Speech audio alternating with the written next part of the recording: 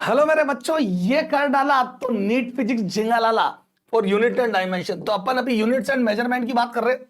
जितने भी फ्रीक्वेंटली आज क्वेश्चन उनको मध्य नजर रखते हुए सारी चीज थ्योरी प्लस क्वेश्चन सारा कंटेंट कवर करते हैं। आजा मेरे बच्चे, तो देखो इसमें सबसे पहला क्वेश्चन क्या है।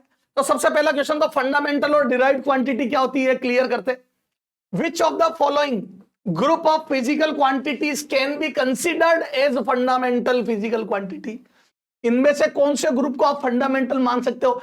फंडामेंटल क्वांटिटी वो होती है जिनको एक दूसरे में रिप्रेजेंट नहीं कर सकते, डजंट सेल्फ डिपेंडेंट होती है। जैसे आपके स्कूल का डॉन किसी के लपड़ मारते वक्त ये थोड़ी देखता आप आए या नहीं आए, पर आप जो उसकी चापलूसी करते हो यू आर डिराइव्ड क्वांटिटी। आप हमेशा किसी को लपड़ मारने से पहले देखते हो आपकी स्कूल का डॉन जो आप जिसकी आप चापलूसी करते हो वो आया या नहीं आया, क्योंकि आप में खुद में दम नहीं है। सर आप करते होंगे ए बेटा, मतलब अपन। तो ये देखो बेटा, स्पीड डिस्टेंस और टाइम में यस आप रिप्रेजेंट कर सकते हो। तो ये फंडामेंटल कहां से हुई, नहीं हुई। डिस्टेंस और टाइम को आपस में, तो मैं बोल दूं स्पीड को आप डिस्टेंस और टाइम में रिप्रेजेंट कर सकते हो, तो ये तो डिराइव्ड क्वांटिटी हो गई। ये तो इन पर डिपेंड कर रही है, ये चापलूस है दादा नहीं है। तो स्पीड इज नॉट दादा, दिस इज चापलूस। Yes sir. Kinetic energy yes mass और स्पीड में रिप्रेजेंट कर सकता हूं। Kinetic energy half mv square, तो बिल्कुल रिप्रेजेंट हो रहा है। तो दिस इज नॉट फंडामेंटल, चापलूस है ये भी, दादा नहीं है। फोर्स, फोर्स में मास भी आता है बराबर एम में, तो वेलोसिटी और टाइम की टर्म्स में अपन कभी रिप्रेजेंट नहीं कर पाएंगे।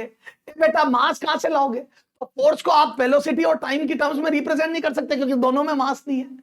वेलोसिटी को भी फोर्स और टाइम की रिप्रेजेंट टर्म में रिप्रेजेंट नहीं कर सकते क्योंकि फोर्स में मास है, वो गायब कैसे करोगे।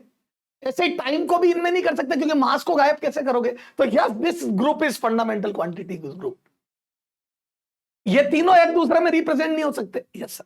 वर्क फोर्स इनटू डिस्प्लेसमेंट, ये तो बिल्कुल वर्क होता है, तो ये भी फंडामेंटल नहीं है। क्लियर है। तो बेस्ट क्वेश्चन है फंडामेंटल और डिराइव्ड की डेफिनेशन क्लियर करने के लिए। फंडामेंटल सेल्फ डिपेंडेंट होती है डॉन अपनी क्लास का। अब आ जाओ सर, डायमेंशन और डायमेंशनल फॉर्मूला क्या होता है। तो डायमेंशनल फॉर्मूला होता है जो चापलूस है उसको डॉन की टर्म्स में रिप्रेजेंट करना कि वो किस किस की चापलूसी करता है। जैसे मैं स्कूल में राम की, क्योंकि राम हमारी स्कूल का डॉन है। मोहल्ले में विजय की, क्योंकि विजय हमारे मोहल्ले का डॉन है। तो मैं राम पे डिपेंड करता हूं, विजय पे डिपेंड करता हूं। मेरे ननियाल जाता हूं तो अजय पे डिपेंड करता हूं। तो अजय, विजय और राम तीनों की चापलूसी कर रहा हूं। तो मैं डिराइव्ड क्वांटिटी हूं जो अजय, विजय और राम तीनों पे डिपेंड करता हूं। इस तरीके से डिपेंड करता हूं। मान लो मैं राम और राम पे मैं 2 बार डिपेंड करता हूं, स्कूल में भी और मोहल्ले में भी। मेरी नानी का घर है एक मोहल्ले में, वहां पे भी राम डॉन है, तो राम पे 2 बार डिपेंड कर गया। तो जितनी बार डिपेंड करता हूं वो होती है डायमेंशंस। तो डायमेंशनल फॉर्मूला होता है रिप्रेजेंटेशन और डायमेंशंस होती है पावर।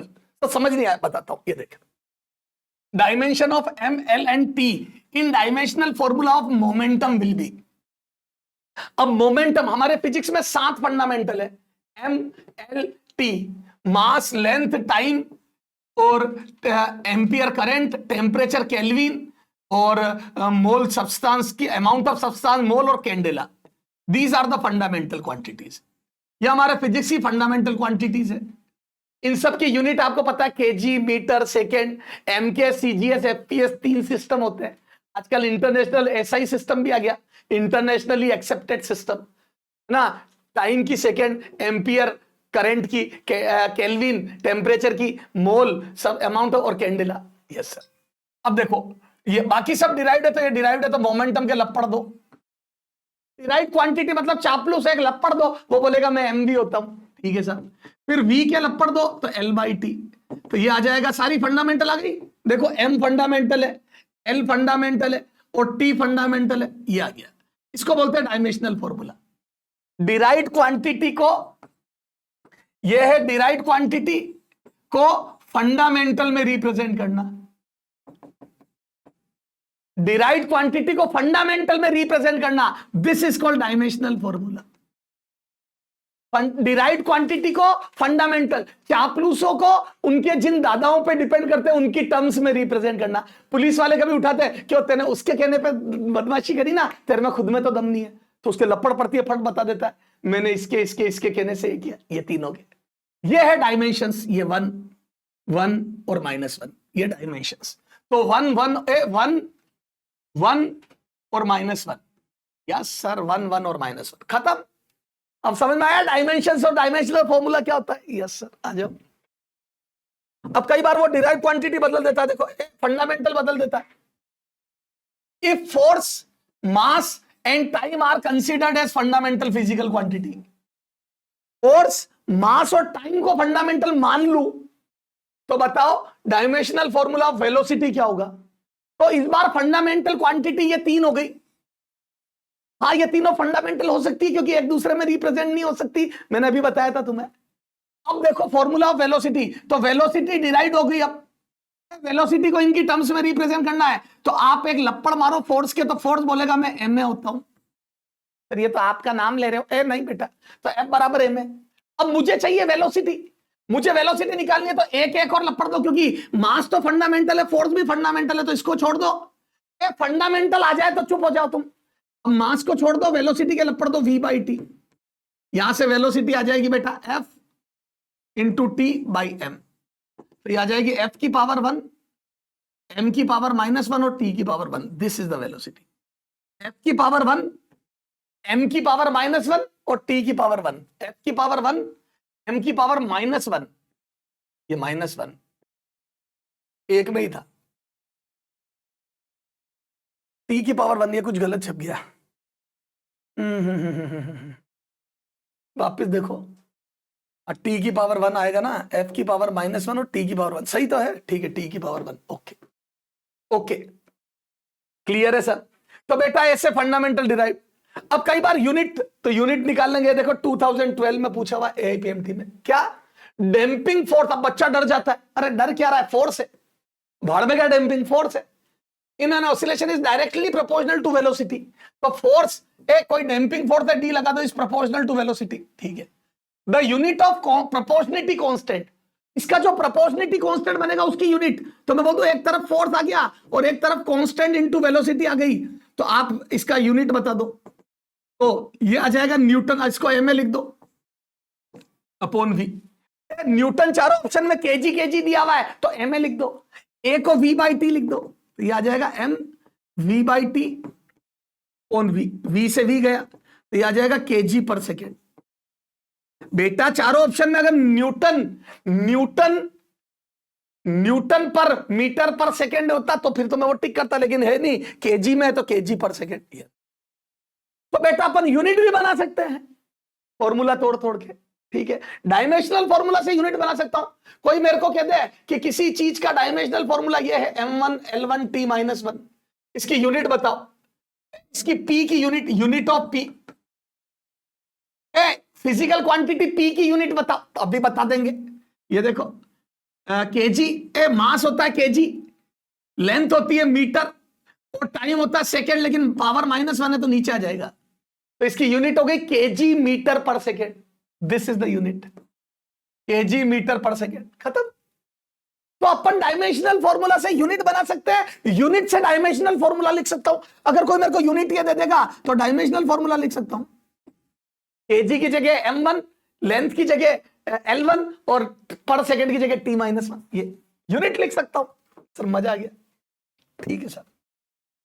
अब देखो, अब कई बार ऐसी अजीब सी dimension of gravitational universal gravitational constant, ये 2 बार पूछा हुआ, दादी जी से भी पूछा है और मम्मी से भी पूछा है। दादी mummy, yes sir. Universal gravitational constant अब रटना नहीं है, बच्चे रट रट के आते हैं, आंखें बंद कर करके आंखें बंद ही रह जाती है, जब में आंखें बंद ही रह जाती है, टाइम पूरा हो जाता है। रटना नहीं है, कितने याद करोगे? तो सर आप ग्रेविटेशनल यूनिवर्सल ग्रेविटेशनल कांस्टेंट इसमें आता है G(m1 m2 अपॉन r²). अब यहां से G आ जाएगा, G को एक तरफ रखो, बाकी सब पता है FR²/m²। सर m1 m2, अरे m² कर दे, तो ये आ जाएगा m1 L1 t-2। बेटा फोर्स का सबको पता है m1 L1 t-2, और ये L2 ऑन m2, ये एक m भाड़ में चला गया, और ये आ जाएगा m की पावर -1, L की पावर 3, t की पावर -2। कोई यूनिट पूछेगा तो भी बता दूंगा, कोई यूनिट पूछेगा तो भी बता दूंगा। अच्छा, आप सिर्फ मास से भी चेक कर सकते थे, एमए लॉजिक। सिर्फ मास पे concentrate on only mass, MA logic. ये concentrate on mass on M only, सिर्फ मास पर कॉन्सेंट्रेट करो तो देखो फोर्स में आएगा एक मास और इधर आएंगे दो मास, तो मैं बोल दूं जी आ जाएगा, जी इज इक्वल टू एक मास अपॉन दो मास, तो ये मास से मास कट के एम की पावर -1 आएगी, खत्म। अरे M A logic, M A logic, M A logic, M A logic, mass की पावर -1 एक में ही है। तो मजा आ गया सर, आनंद आ गया, आनंद, यस सर, ओके, परम आनंद। अब देखो, अब कुछ 12th की क्वांटिटी आने लग जाती है। अच्छा, एक इसमें ये देखो, एक ये 1996 दादाजी,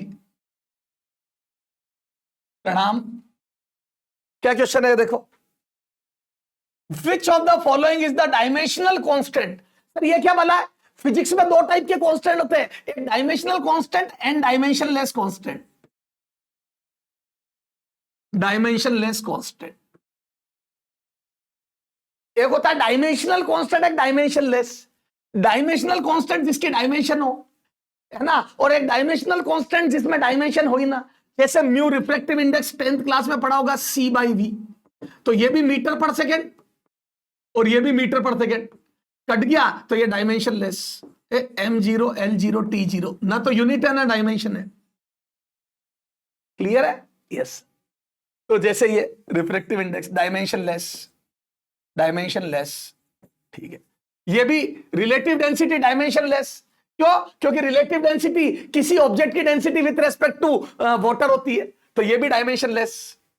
पॉइजन्स रेशो लेटरल और लॉन्गिट्यूडनल दो के स्ट्रेन के रेशो है ना, तो ये भी डायमेंशनलेस है, क्योंकि रेशो में डेल L बाई एल और डेल R बाई आर दोनों आपस में कटकुटा जाएंगे। तो ये ग्रेविटेशनल कांस्टेंट, इसकी यूनिट और डायमेंशन होती है, अभी बताया पीछे, याद आया, इसका लंबा चौड़ा डायमेंशनल फॉर्मूला और यूनिट होती है, ठीक है सर। तो ये है डायमेंशनल कांस्टेंट, इसकी डायमेंशन होती है, मतलब इसकी यूनिट होती है, डायमेंशन होती है, ओके। अच्छा, हमारे फिजिक्स में दो क्वांटिटी है, 7 तो फंडामेंटल है और 2 कॉम्प्लीमेंट्री फंडामेंटल या सप्लीमेंट्री क्वांटिटीज है, 2 सप्लीमेंट्री क्वांटिटीज, 2 सप्लीमेंट्री।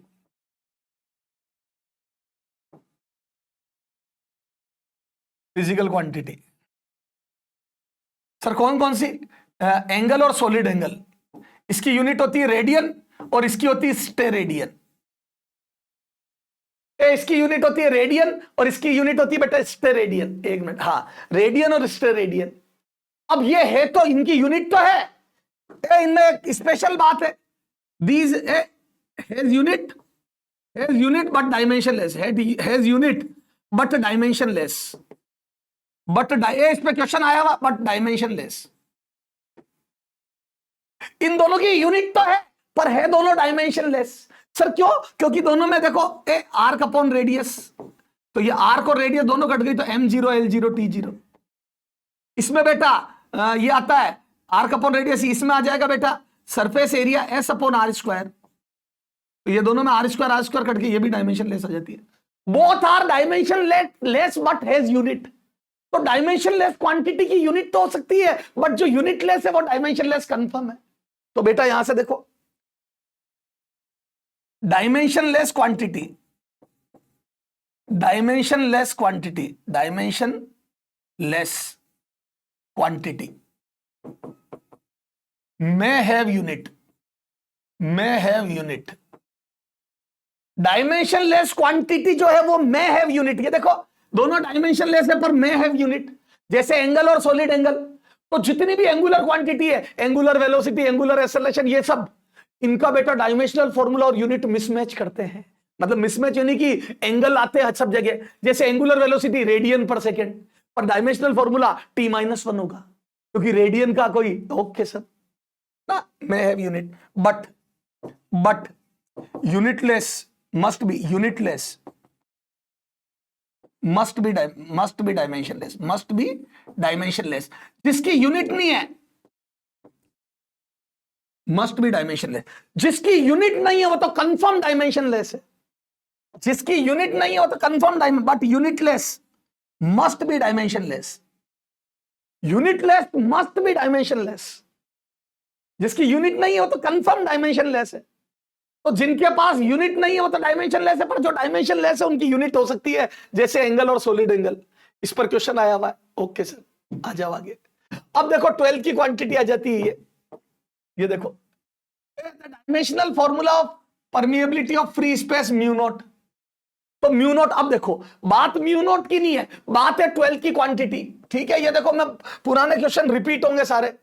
तो सर 12 की क्वांटिटी, तो आपको देखो 12th वाली क्वांटिटी को convert 12th quantity, 12th quantities, 12th class physical quantity in 11th class.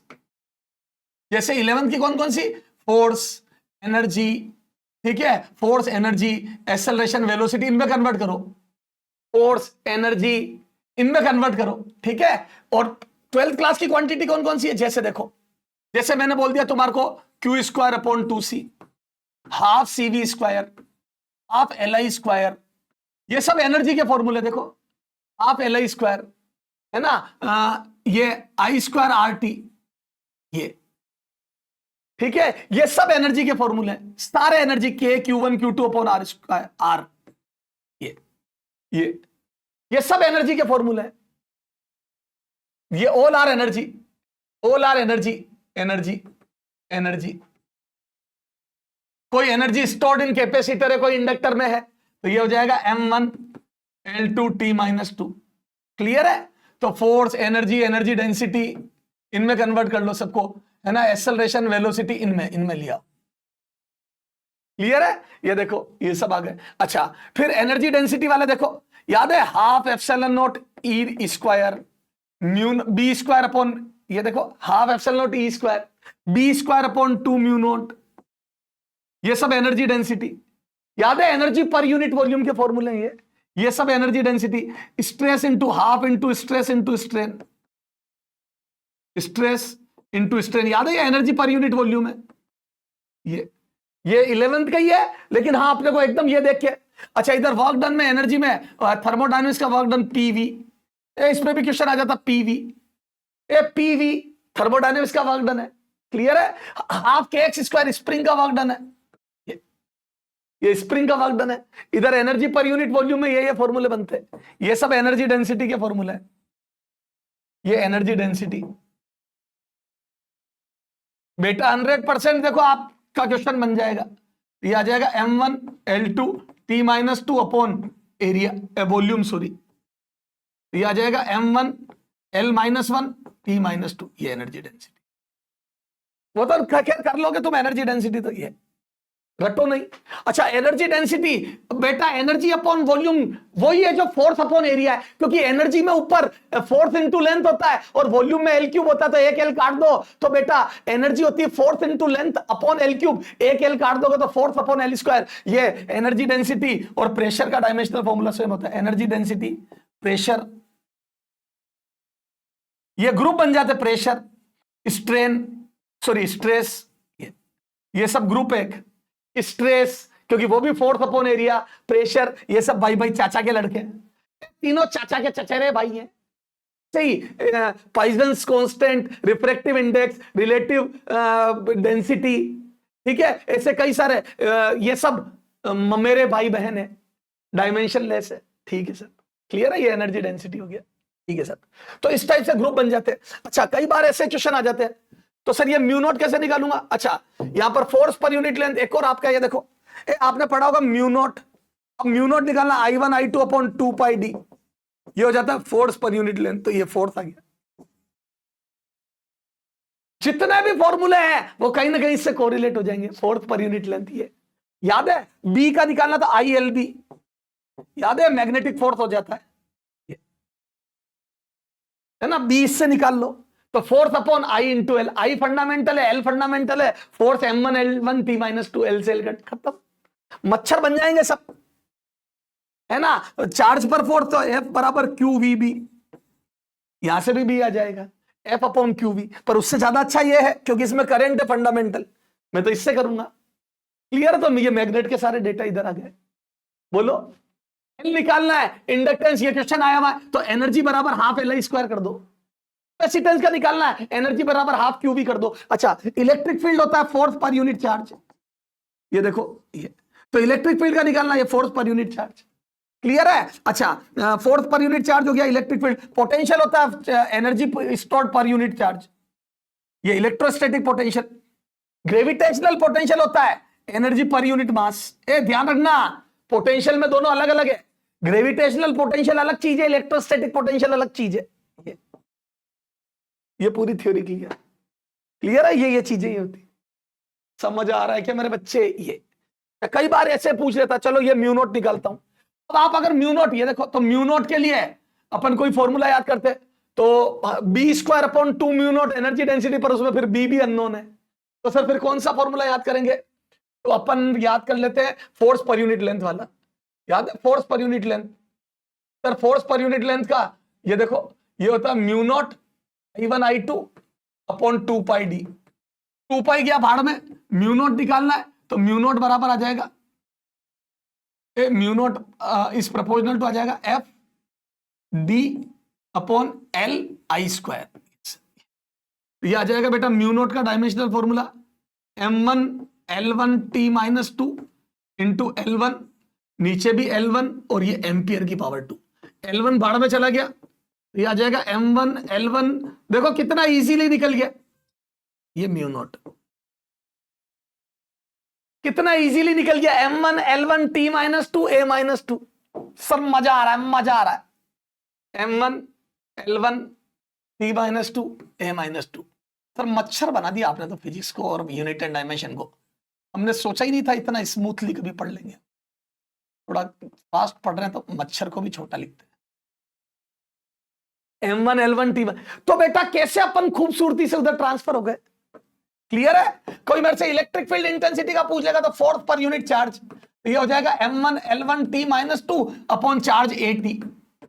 Charge current बराबर Q/T, तो Q बराबर AT, तो ये आ जाएगा M1 L1T-3 A-1। क्लियर है क्या? Yes okay, yes. चलो आगे। अब आरसी, अब देखो इस टाइप से आ गया, time constant dimensional formula of RC. अब सर ये तो बिल्कुल आर और सी मिक्स में आ गए, अब आप क्या करेंगे? Sir what will you do? तो बेटा मैं क्या करूंगा, तो अब देखो कुछ फॉर्मूले इंपॉर्टेंट, जैसे चार्जिंग में Q बराबर Q0 e⁻⁻t अपॉन RC, ये फिजिक्स के कुछ फॉर्मूले हैं। E की पावर डायमेंशन लेस होती है, भी अपन आगे पढ़ेंगे, तो इसको डायमेंशन लेस कर दूंगा। क्लियर है? L di/dt में देखो L/R आता है, R/L, V बाई, एक मिनट जाओ, V/I।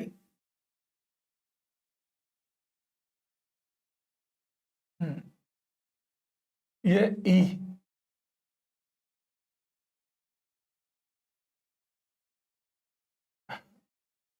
एक मिनट ढूंढना बेटा, ये V/I, एक मिनट मैंने रट नहीं रखा बेटा, तो ये V अपॉन R/L, ये देखो, तो ये आ जाएगा बेटा, एक आता है current growth I0 e⁻⁻R/L into T। ये क्लियर है क्या? Yes sir. ये बोल मेरे लाल, तो ये इस टाइप से फॉर्मूले बनते जाते हैं। तो अब इसमें क्या है, ये E की पावर डायमेंशन लेस करने के लिए ये T है, तो ये भी T होगा, तो RC हो गया T। ये dimension less M0 L0 T0, क्यों? E की पावर, तो ये डायमेंशन लेस होती है। यस, तो यहां पर भी ये देखो, तो यहां से आ जाएगा बेटा T बराबर RC, तो RC सीधा आ गया टाइम, स्क्वायर ऑफ टाइम गलत है, इसके यहां टाइम। यस, ऐसे ही अगर कोई मेरे से R/L पूछ ले, तो R/L इंटू T बराबर M0 L0 T0, तो यहां से T L/R, तो ये T आ जाएगा L/R। तो मेरे से कोई L/R पूछ ले तो वो भी टाइम है, R/L पूछ ले तो 1 टाइम है। क्लियर है? तो ये कुछ फॉर्मूले हैं जिनसे आपको RC और ये खूब पूछते हैं। अच्छा, ये पूछ लिया, ये देखो एक फॉर्मूला होता है स्पीड ऑफ लाइट का 1/√μ0 ε0। तो अगर कोई मेरे से μ0 ε0 पूछेगा तो मैं इसको यूज करूंगा, तो इससे स्पीड आ गई। तो मैंने कहा था ना किस किस में कन्वर्ट करना है, फोर्स स्पीड, ये देखो स्पीड में कन्वर्ट हो गया, फोर्स एनर्जी स्पीड, फोर्स पर यूनिट लेंथ, एनर्जी पर यूनिट वॉल्यूम, एनर्जी डेंसिटी, खत्म। इन सब में कन्वर्ट करते रहो मस्ती से। Yes sir. तो ये देखो, तो बोल दो dimensional formula of mu naught epsilon naught, ये लो डायमेंशनल फॉर्मूला, या dimensional formula of 1/μ naught epsilon, कुछ भी पूछ ले, 1/μ naught epsilon naught is equal to what, ये लो। तो क्या बोल दो बेटा, यूजिंग सी बराबर 1/√μ नॉट एप्सिलॉन नॉट। तो यहां से बोल दू 1/μ नॉट एप्सिलॉन नॉट, दोनों तरफ स्क्वायर कर दोगे तो सी स्क्वायर आ जाएगा, ये आ जाएगा L2T-2। तो L2T-2 is the correct answer, खत्म। तो बेटा आपको कन्वर्ट करना है 11th क्लास क्वांटिटी में, क्योंकि we are very comfortable with 11th class quantity. ये देखो, फिर अपन डायमेंशनल फॉर्मूला के यूज देखते हैं, तो डायमेंशनल फॉर्मूला देख रहे हैं अपन। ये देखो नीट 2022 में आया हुआ मैच द कॉलम, ये देखो। अब इसमें देखो मैच द कॉलम में देखो, ए पहले देखो, नहीं तो 4 क्वेश्चन सोल्व करने पड़ेंगे। पहला वाले में 2 2 सब में दिया हुआ, छोड़ो, इसमें 1 4 4 2, ये एक तो बी चेक कर सकता हूं, ए बी में एक में 1 दिया, एक में 4 दिया, एक में 4 दिया, एक में 2 दिया है, ये चेक फिर भी किया जा सकता है। सी में भी देखो एक अलग दिया है, चलो सी और बी को चेक करते हैं, क्योंकि सी और बी में एक ऑप्शन सेम है, बाकी अलग अलग है। आ जाओ, तो सी क्या है, सी ग्रेविटेशनल पोटेंशियल, मैंने कहा ना ग्रेविटेशनल पोटेंशियल एनर्जी पर यूनिट मास होती है, तो एनर्जी पर यूनिट मास, तो ये हो जाएगा m1 L2T-2 अपॉन m, तो m से m घट गया तो L2T-2 आएगा, L2T-2 आएगा तो ग्रेविटेशनल पोटेंशियल आ जाएगा 1, तो C का आएगा 1, ये गलत, C का आएगा 1, ये गलत, तो 2 बच गए। यस, दिमाग लगा, मेज द कॉलम में पहले देख, अगर तेने फर्स्ट चेक करा तो ज्यादातर में 2 दिया हुआ है, तो 3 ऑप्शन बच जाएंगे, अब 2 ऑप्शन चले गए, देखो। यस सर, तो फर्स्ट गया, सेकंड गया, आप देखूंगा ही नहीं। अब थर्ड और फोर्थ को देख रहा हूं, तो इसमें बी चेक कर लेता हूं, तो बी में क्या है, ग्रेविटेशनल पोटेंशियल एनर्जी, तो ये तो एनर्जी है m1 L2T-2, एनर्जी तो m1 L2T-2, तो फोर्थ आ जाएगी, सेकंड का आंसर फोर्थ आएगा, ये fourth is the correct answer, खत्म, ये गलत हो गया, आंसर इज थर्ड। 2 चेक करे, नहीं तो चारों सोल्व करने पड़ते, तो बेटा फिर तो 4 क्वेश्चन कर दिए एक तरीके से मैंने, अभी मैंने 2 से काम चला लिया है, potential energy m1 L2T-2 fourth, और ये 2 से काम चल गया, मजा आ गया सर। तो this is the approach how to solve match the column. बेटा ये एमए अप्रोच है मैच द कॉलम सॉल्व करने की, एमए अप्रोच, एमए लॉजिक और match the column, match the column वाला एमए लॉजिक है। ओके सर, अब देखो यूजेस ऑफ डायमेंशनल, आप इक्वेशन की करेक्टनेस चेक कर सकते हो, केजी में केजी ऐड होके केजी आएगा, KG plus KG KG, KG में केजी ऐड होगा तो केजी ही आएगा। बेटा 2 किलो और 4 किलो मिलके 6 किलो होंगे, किलो किलो मिलके मीटर कभी नहीं बनेंगे। यस सर, क्लियर है, तो सेम डायमेंशन, तो देखो, तो अगर ये मीटर है तो ये तीनों चीजें जो ऐड हो रही है वो सब मीटर है, ये लेंथ है तो ये भी लेंथ होगी, ये पूरा भी लेंथ होगा, BT बराबर लेंथ, तो यहां से B बराबर आ जाएगा L/T, और ये भी लेंथ होगा, CT² बराबर L, तो यहां से C आ जाएगा L/T²। बेटा अगर आंसर में आपके आ रहा है 5 मीटर, इसका मतलब 1 metre plus 2 metre plus 2 metre कुछ रहा होगा, तो ये तीनों चीजें सेम सेम सेम होगी।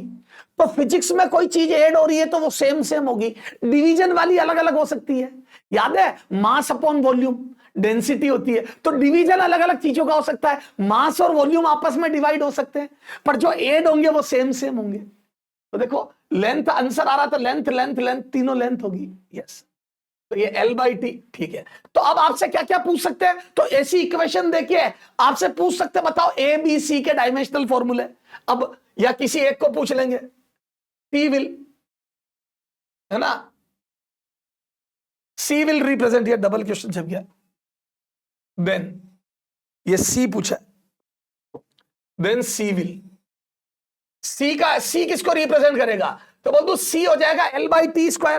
अब वो यूनिट भी पूछ सकते हैं, देखो क्या क्या क्वेश्चन बन सकता है, क्वेश्चन देखो, यूनिट ऑफ ए, या यूनिट ऑफ बी, बी की यूनिट बताओ।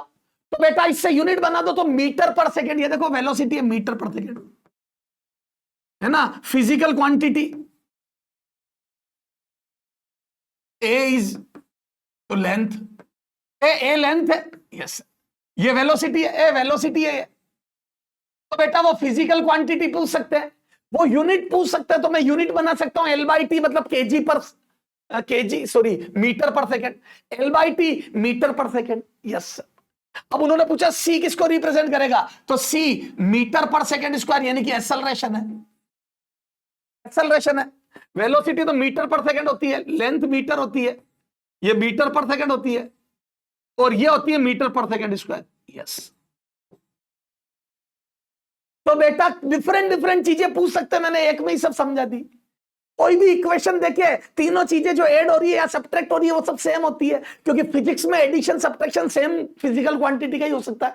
आप केजी में मीटर नहीं जोड़ सकते। मजा आ रहा है? यस सर, आ जाओ।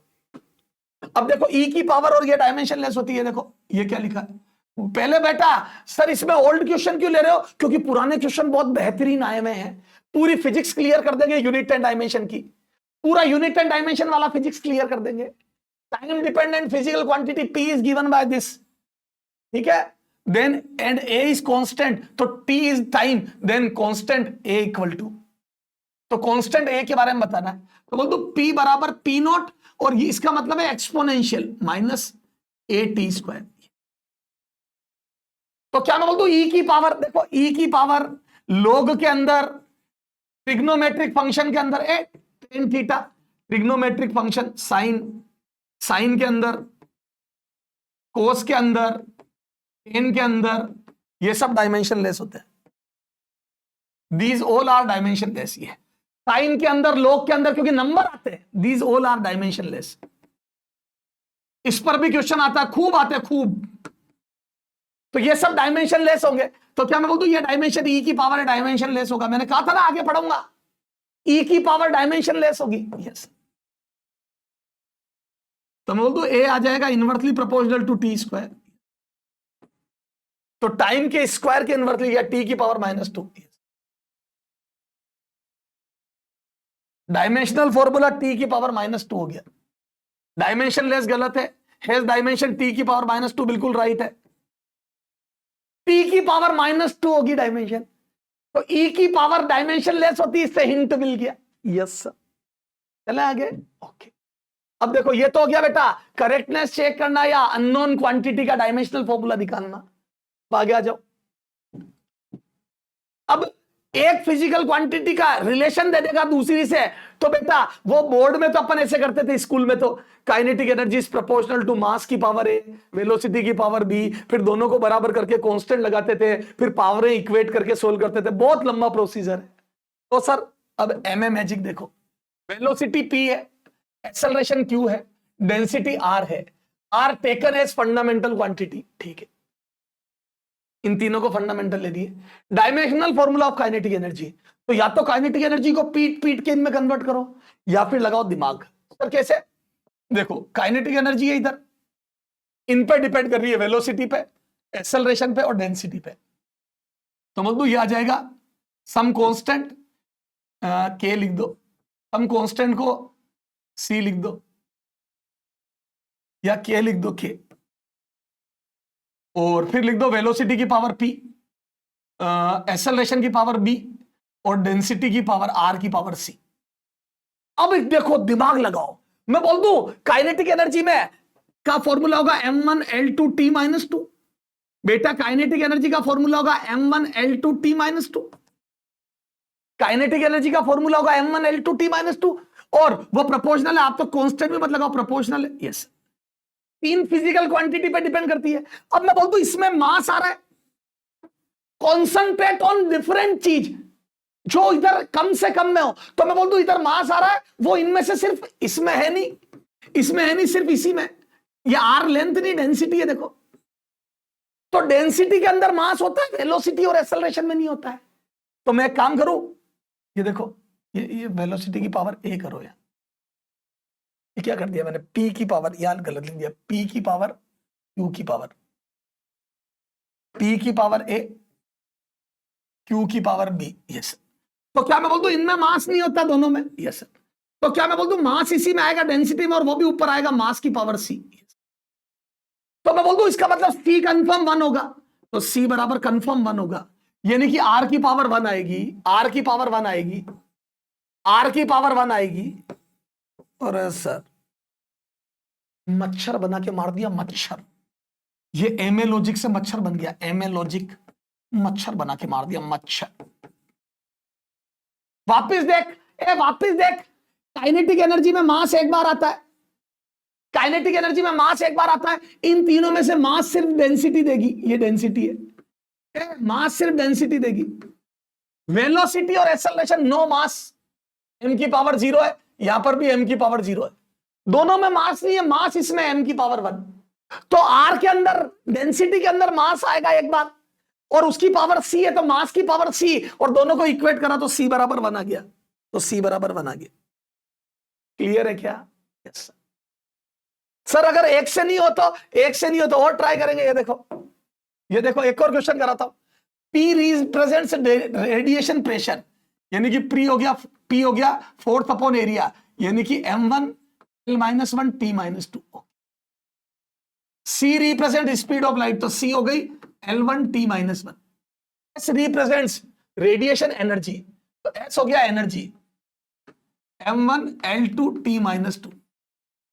ठीक है साहब।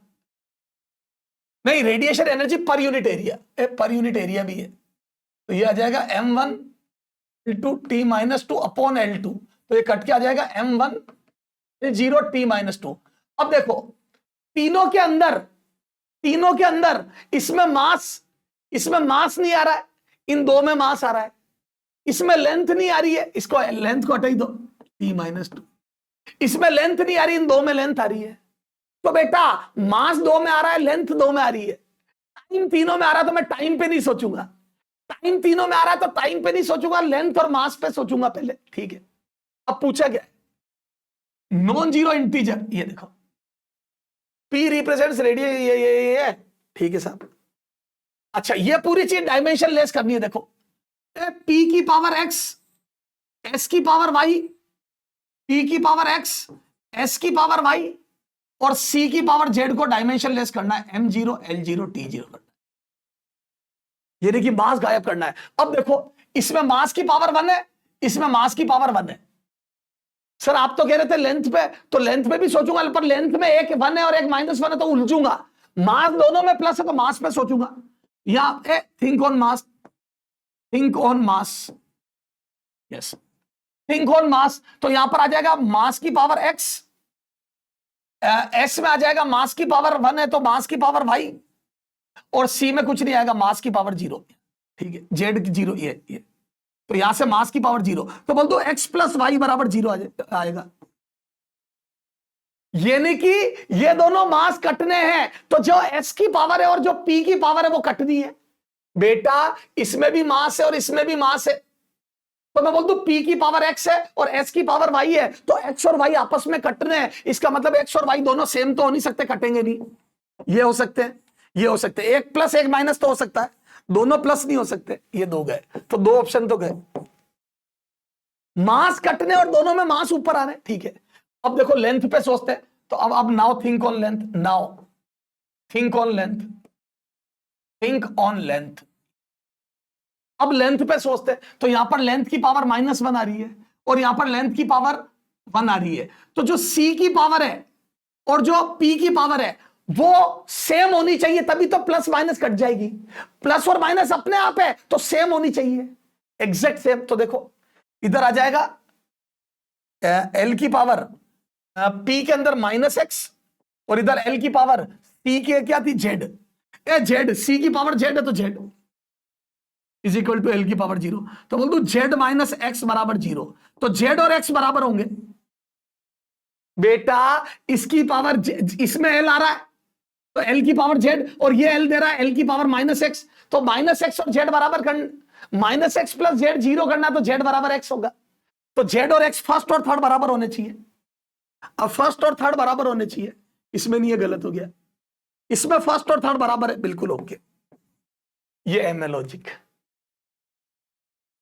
पूरा सोल्व करते उससे शानदार दिमाग लगाया, क्या सिर्फ मास की पावर पे सोचा तो यहां पर x प्लस वाई आई, उधर जीरो आई, तो x और y का टोटल जीरो, यानी कि x और y अपोजिट है। तो शुरू के दो अपोजिट है, सिर्फ दो ऑप्शन में थे, दो कैंसिल हो गए। फिर इसमें l की पावर पे सोचा तो l की पावर इसमें थी और c में थी, और इसमें माइनस एक्स थी और इसमें z थी, तो minus x plus Z zero, यानी कि x बराबर z है। तो ये फर्स्ट और लास्ट बराबर है, वो इन दोनों में था। खत्म। यस, मजा आ गया सर। चले आगे। ओके, अब आ जाओ आगे। तो ये अब लिमिटेशन ऑफ डायमेंशनल फॉर्मूला देखो, लिमिटेशन पे question, limitation of dimensional formula, limitation of dimensional formula, which of the formula from the following we can derive the using dimension, which of the following, which of the formula, language ही सही नहीं है, रुक जाओ minute, सही करना। Which of the following formula,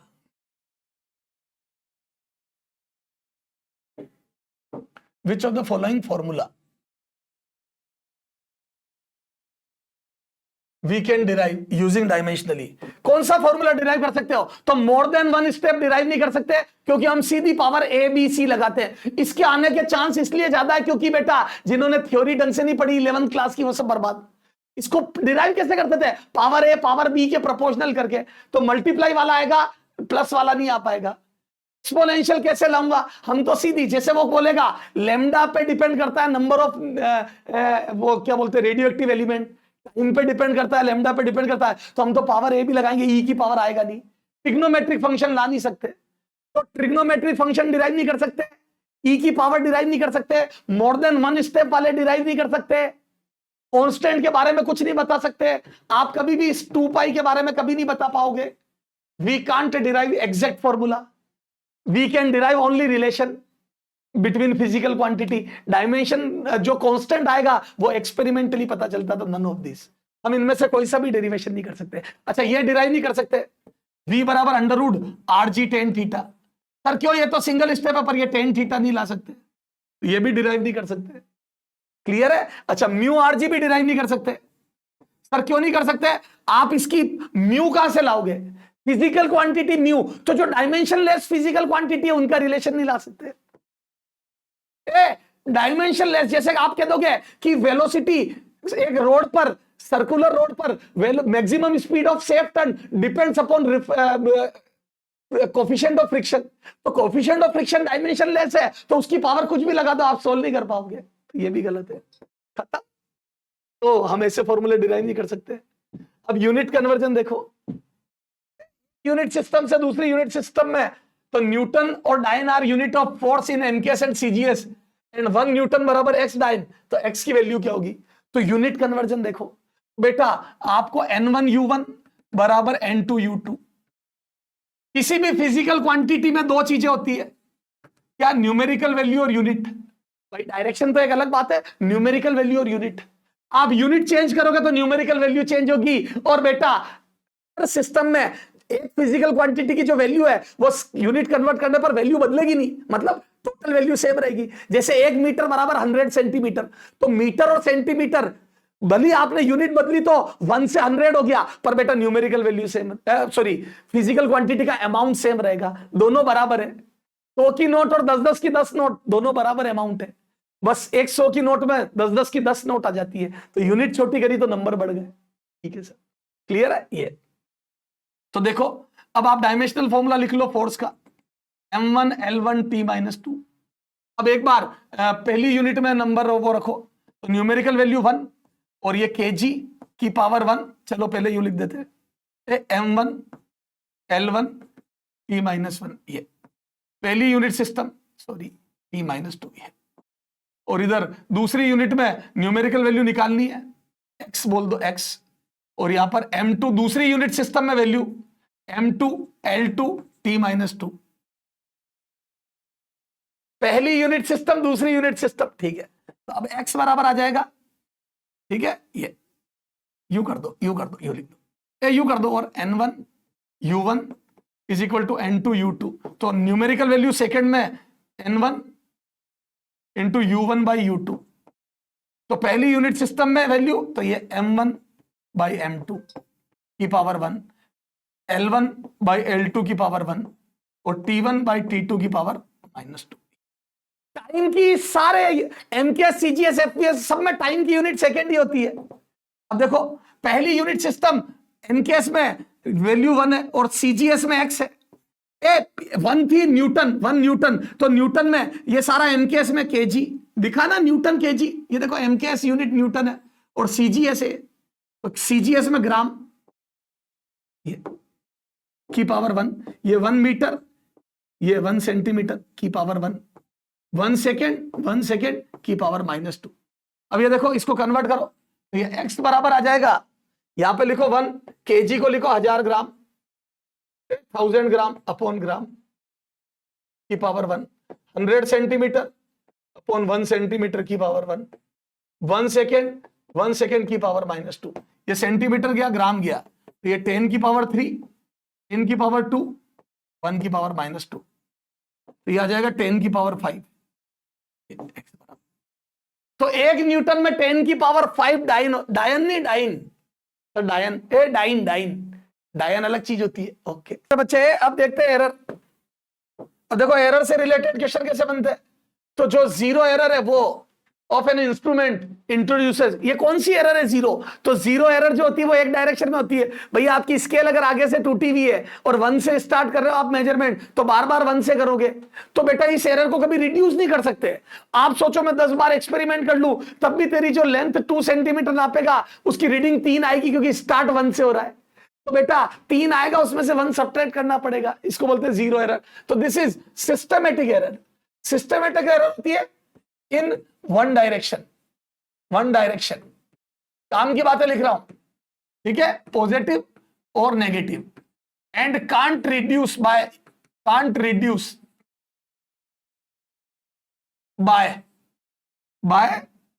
number of observation, by increasing number of observation, by increasing number of observation. आप laboratory में याद है सर कहते थे 5 बार करो, 6 बार करो और एवरेज लो। आप कितना ही एवरेज लो, ये रिड्यूस नहीं कर सकते भैया। अगर आपकी स्केल टूटी हुई और आप 1 से मेजरमेंट कर रहे हो तो आपकी 2 सेंटीमीटर की लेंथ बार बार रीडिंग 3 ही बताएगी ये, तो ये लेंथ 2 है लेकिन रीडिंग 3 आएगी हमेशा। ओके, तो systematic error can't be reduce. Okay clear है, ये रैंडम एरर रिड्यूस कर सकते हो। और देखो जैसे मान लो कभी टेम्परेचर बढ़ गया तो लेंथ एक्सपेंड हो गई तो रीडिंग ज्यादा ही आएगी, उसको आप एक्सपेरिमेंट बढ़ा के रिड्यूस नहीं कर सकते। यस सर, ठीक है, रैंडम एरर को कर सकते हो, ठीक है। तो ये देखो in a measurement length is measure in 100 observation, error is x, then the systematic error in 10 observation. तो ऑब्जर्वेशन घटा दी है, अब बच्चा सोचता है एरर बढ़ जाएगी, नहीं एरर x ही रहेगी। सर क्यों, क्योंकि सिस्टमेटिक एरर है। रैंडम एरर होती तो बदलती, ठीक है, अगर यहां पर सिस्टमेटिक एरर की जगह रैंडम एरर होती और मान लो मैं 10 ऑब्जर्वेशन करता तो 10x हो जाती, ऑब्जर्वेशन घटाता तो एरर बढ़ जाती है। देखो यहां पर मैं सिस्टमेटिक की जगह रैंडम कर रहा हूं, यहां रैंडम कर रहा हूं, रैंडम एरर, क्या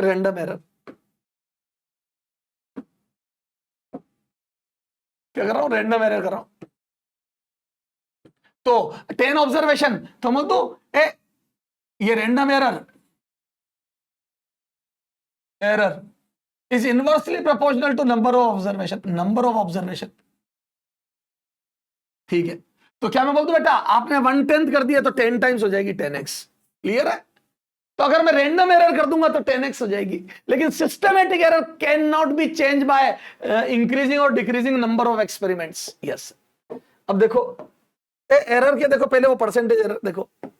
अच्छा एक राउंडिंग ऑफ और सीख लेते, और फिर परसेंटेज एरर, पहले परसेंटेज एरर देख लेते फिर राउंडिंग ऑफ देख ले। देखो बेटा एडिशन और सब्ट्रैक्शन में एब्सोल्यूट एरर ऐड होती है और मल्टीप्लिकेशन डिवीजन में परसेंटेज एरर। ये देखो मल्टीप्लिकेशन डिवीजन में परसेंटेज एरर ऐड होती है और एडिशन सब्ट्रैक्शन में एब्सोल्यूट एरर। ये देखो if error in measurement of radius of sphere is 2%। अगर किसी स्फीयर की रेडियस में 2% का एरर है, then the error in measurement of its volume, तो क्या मैं बोल दूं स्फीयर का वॉल्यूम होता है 4/3 पाई आर क्यूब। तो क्या मैं बोल दूं आर 3 बार आ रहा है तो पावर आगे ले लो, याद है P बराबर A की पावर B। तो बेटा percentage error in P is equal to B times of percentage error in A होता है।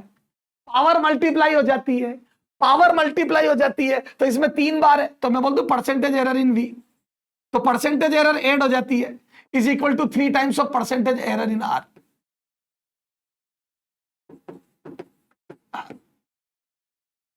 तो आर्क में जो परसेंटेज एरर है उसका 3 गुना, तो आर में 2% एरर है तो 3 टाइम्स ऑफ 2%, ये आ जाएगा 6%। खत्म, 6% इज द करेक्ट आंसर। तो बेटा वॉल्यूम में percentage error thrice of percentage error in radius हो जाएगी। ओके, ये आ जाओ। ये in an experiment A B और सी में परसेंटेज एरर 1, 2, 3 एंड 4% है ए बी सी डी में, तो पी में परसेंटेज एरर पता नहीं और पी का फॉर्मूला ये है। तो याद है मल्टीप्लीकेशन डिवीजन में परसेंटेज एरर ही ऐड होती है, तो ये तो लड्डू है अपने हाथ में। यस सर, तो percentage error in P is equal to thrice of percentage error in A. 3 बार ए है तो 3 बार ए मल्टीप्लाई हो रहा, तो 3 बार ए ऐड होगा 3 बार, फिर 2 बार बी है तो twice of percentage error in B, फिर परसेंटेज एरर इन सी, फिर plus percentage error in D. 3 बार ए में है, 2 बार बी में है, 1 बार सी में और 1 बार डी में, तो thrice of percentage error 1%, twice of 2%, 3% और 4%। ये आ जाएगा 3, 2, 4, 7, 3, 10 और 4, 14%। 14% इज द करेक्ट आंसर। तो 14% is the correct answer. Clear है? 14%। तो 14% इज द करेक्ट आंसर। बोलो क्लियर है क्या? Yes sir. ये अब ऐसे पावर वाला दे दिया, देखो डायमेंशनल फॉर्मूला, इसमें तो पावर मैंने क्लियर मेंशन कर दी, कभी वो यूं कर देगा n की पावर 1, l की पावर -1। तो बेटा ये जो फिजिकल क्वांटिटी है P, ये एक तरीके से मास की पावर 1, l नीचे आ गया और T नीचे आ गया। चाहे डिवीजन हो चाहे मल्टीप्लीकेशन हो, परसेंटेज एरर ऐड होती है, परसेंटेज एरर ऐड होती है। बहुत ही मच्छर क्वेश्चन, ठीक है सर। तो ये देखो m में परसेंटेज एरर 1%, अब l में है डिवाइड नहीं होगी, एरर तो हमेशा ऐड होगी, चाहे डिवीजन हो चाहे मल्टीप्लीकेशन हो, एरर ऐड होती है।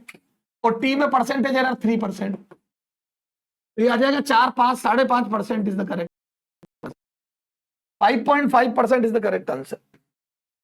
क्लियर है? 5.5% is the clear answer. Yes. अच्छा, अब कई बार फॉर्मूले हमें बनाने पड़ते हैं, जैसे अभी तो पावर दे दी, वो बोल देंगे if percentage error in I and R are 1% and 2% respectively, then percentage error in power, then percentage error in power,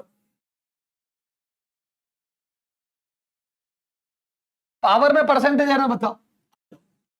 बोल दो पावर बराबर I²R, तो परसेंटेज एरर पावर में, अब पावर का फॉर्मूला पता होना चाहिए, तो बोल दो ये पावर आगे आ गई twice of percentage error in I plus percentage error in resistance. Power आगे ले लो तो I की पावर 2, तो ट्वाइस ऑफ 1% प्लस 2%। तो ये तो बहुत ही इजी क्वेश्चन है, क्योंकि सीधा परसेंटेज एरर दे दिया। तो मल्टीप्लिकेशन में परसेंटेज एरर जुड़ती है, कई बार परसेंटेज हमें निकालने पड़ते हैं। सर कैसे? ये देखो, ये देखो, ये लेंथ है रेक्टेंगल की 10 प्लस माइनस 0.1%, 0.1, और ये विड्थ है 5 प्लस माइनस 0.1। अब वो पूछ लेंगे एरिया ऑफ रेक्टेंगल बताओ, एरिया ऑफ रेक्टेंगल। अब दोनों चीजें मल्टीप्लाई होगी रेक्टेंगल के एरिया में, तो देखो आपको एरिया लिखना पड़ेगा लेंथ इंटू विड्थ, ये तो लेंथ इंटू विड्थ लिखना पड़ेगा। क्लियर है? तो देखो लेंथ इंटू विड्थ लिखोगे तो लेंथ हो गई 10, विड्थ हो गई 5, तो ये 50 आ गया एरिया। ये तो एक्चुअल एरिया, एरर तो डेल ए, अब दोनों मल्टीप्लाई हो रहे तो डेल ए, तो परसेंटेज, ये देखो percentage error in A is equal to percentage error in length plus width.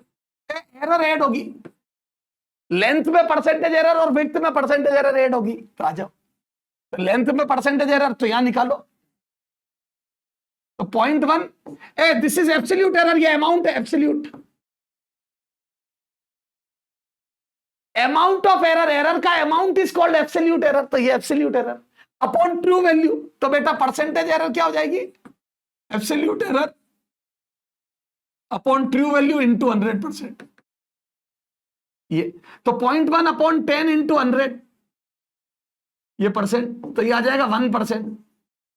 तो लेंथ में 1% की एरर है मेरे बच्चे, विड्थ में देखो 0.1 अपॉन 5 इंटू 100, तो ये आ जाएगी बेटा 2% की एरर। ये तो 2% ये 1% ये, तो लेंथ में 1% और विड्थ में 2%, सब मजा आ गया। तो ये एरिया आ जाएगा, ये टोटल, तो मैं बोल दूं ये आ जाएगी बेटा 1% प्लस ये 2% यहां रख दो, ये 1% यहां रख दो, 2% यहां रख दो, तो ये आ जाएगी 1% प्लस 2%, ये आ जाएगी 3%,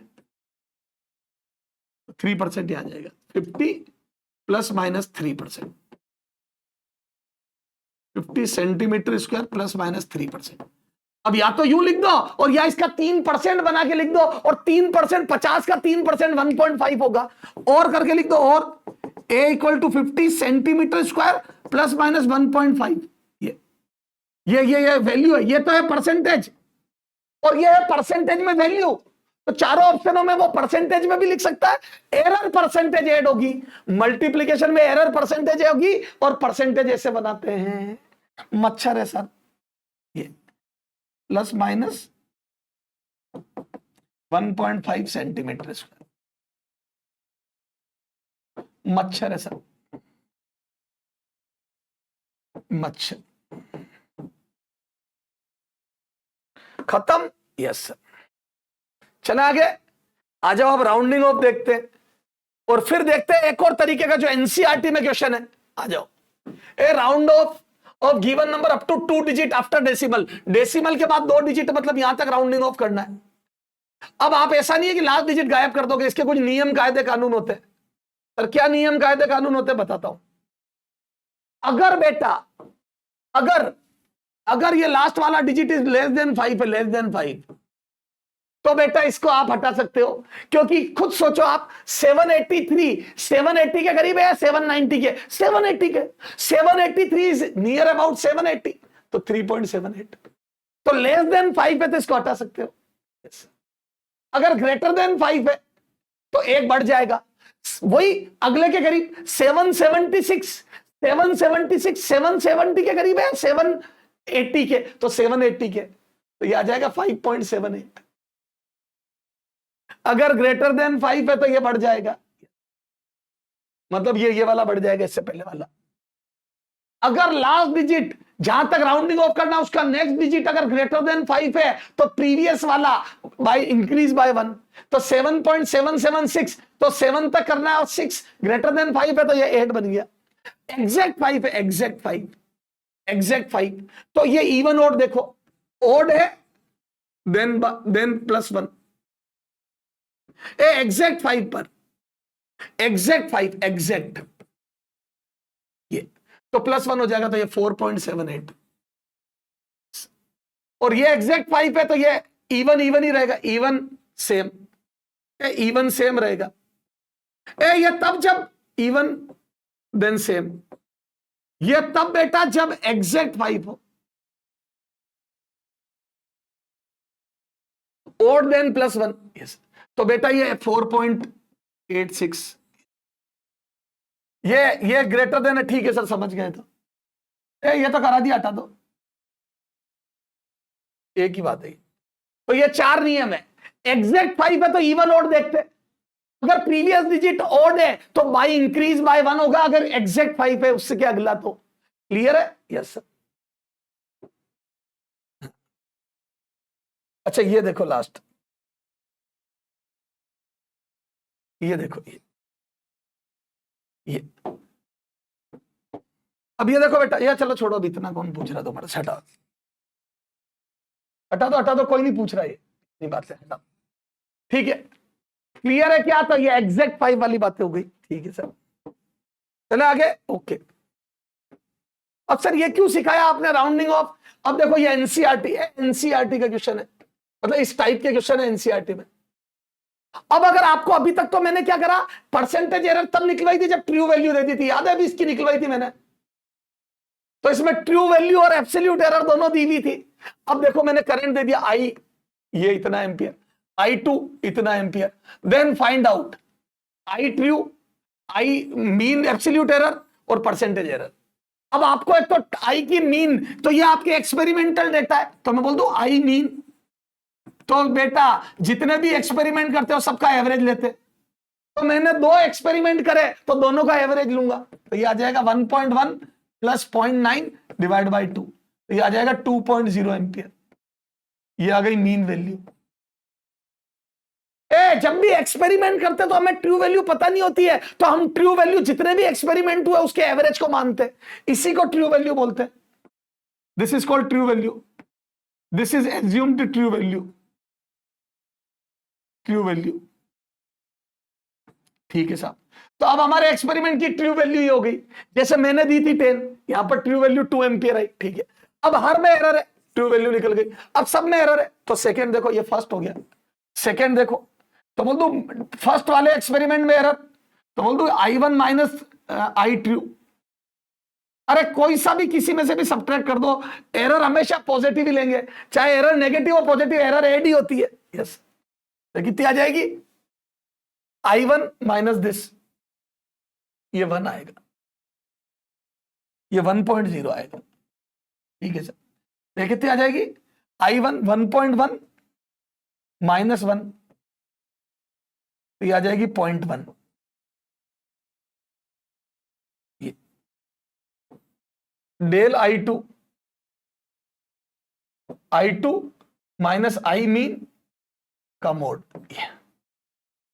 तो I2 कितनी है? 0.9। अब ये कम मेजरमेंट है लेकिन कोई बात नहीं, एरर हमेशा पॉजिटिव ही लेते, तो 0.1। तो दोनों मेजरमेंट में एरर है, चाहे तुमने ज्यादा नापा चाहे कम नापा, दोनों में एरर करी है। चाहे तेने 0.1 ज्यादा नापा चाहे 0.1 कम नापा, नोट गिने, कोई 101 गिन रहा है, 100 नोट है और 101 गिन रहा है, तो उसके भी लपड़ पड़ेगी, और कोई 99 गिन रहा है तो उसके भी लपड़। ऐसा नहीं कम वाला ज्यादा वाला कट गई गलती, नहीं, दोनों ने एक एक मिस्टेक करी है, तो वो मिस्टेक 0 नहीं, मिस्टेक 2 हो गई है। ठीक है सर, तो मिस्टेक तो ऐड ही होती है। अब मीन एब्सोल्यूट एरर, यह है मीन वैल्यू और यह है मीन एब्सोल्यूट एरर। तो पहले एक्सपेरिमेंट में एरर प्लस दूसरे एक्सपेरिमेंट की एरर डिवाइड बाय नंबर, तो ये आ जाएगा 0.1 प्लस 0.1 डिवाइड बाय 2, ये 0.1 ही आ गई, तो ये आ गई मीन एब्सोल्यूट एरर। तो आपके पास ट्रू वैल्यू आ गई और मीन एरर आ गई और मीन वैल्यू आ गई, तो आपका experiment can be written as I mean. ये देखो, ये आ जाएगा आई, ट्रू वैल्यू मीन को मानेंगे और एरर इसको मानेंगे, तो mean error is our error, जितनी भी एरर हुई उसका भी मीन लूंगा और जितने भी एक्सपेरिमेंट करे उसका भी मीन लूंगा। एक्सपेरिमेंट का मीन ट्रू वैल्यू मानूंगा और एरर का मीन हमारी मीन एरर की मीन एरर मानूंगा, तो ये आ जाएगा 1.0 plus minus 0.1। This is my experiment and this is my current, तो ये आ गया करंट की वैल्यू, मीन एरर भी आ गई। अब परसेंटेज एरर देखो, थर्ड परसेंटेज एरर, तो परसेंटेज एरर ये अगले पेज पे करता हूं, third percentage error, percentage error देखो, तो बोल दो ये आ जाएगा इन आई, तो ये del I upon I into 100%, तो डेल आई कितना हो गया? 0.1 अपॉन 1 इंटू 100%, तो ये आ जाएगा 10%, 10%, तो 10% is the error. Yes, third भी हो गया। तो बेटा जब एक्सपेरिमेंटल वैल्यूज आती है तो एवरेज से सारा काम चलता है, चाहे एरर हो तो एरर का एवरेज, चाहे ट्रू वैल्यू हो तो ट्रू वैल्यू में भी एक्सपेरिमेंट का एवरेज। यस, चला आगे। ओके, चलो अब आ जाओ बेटा,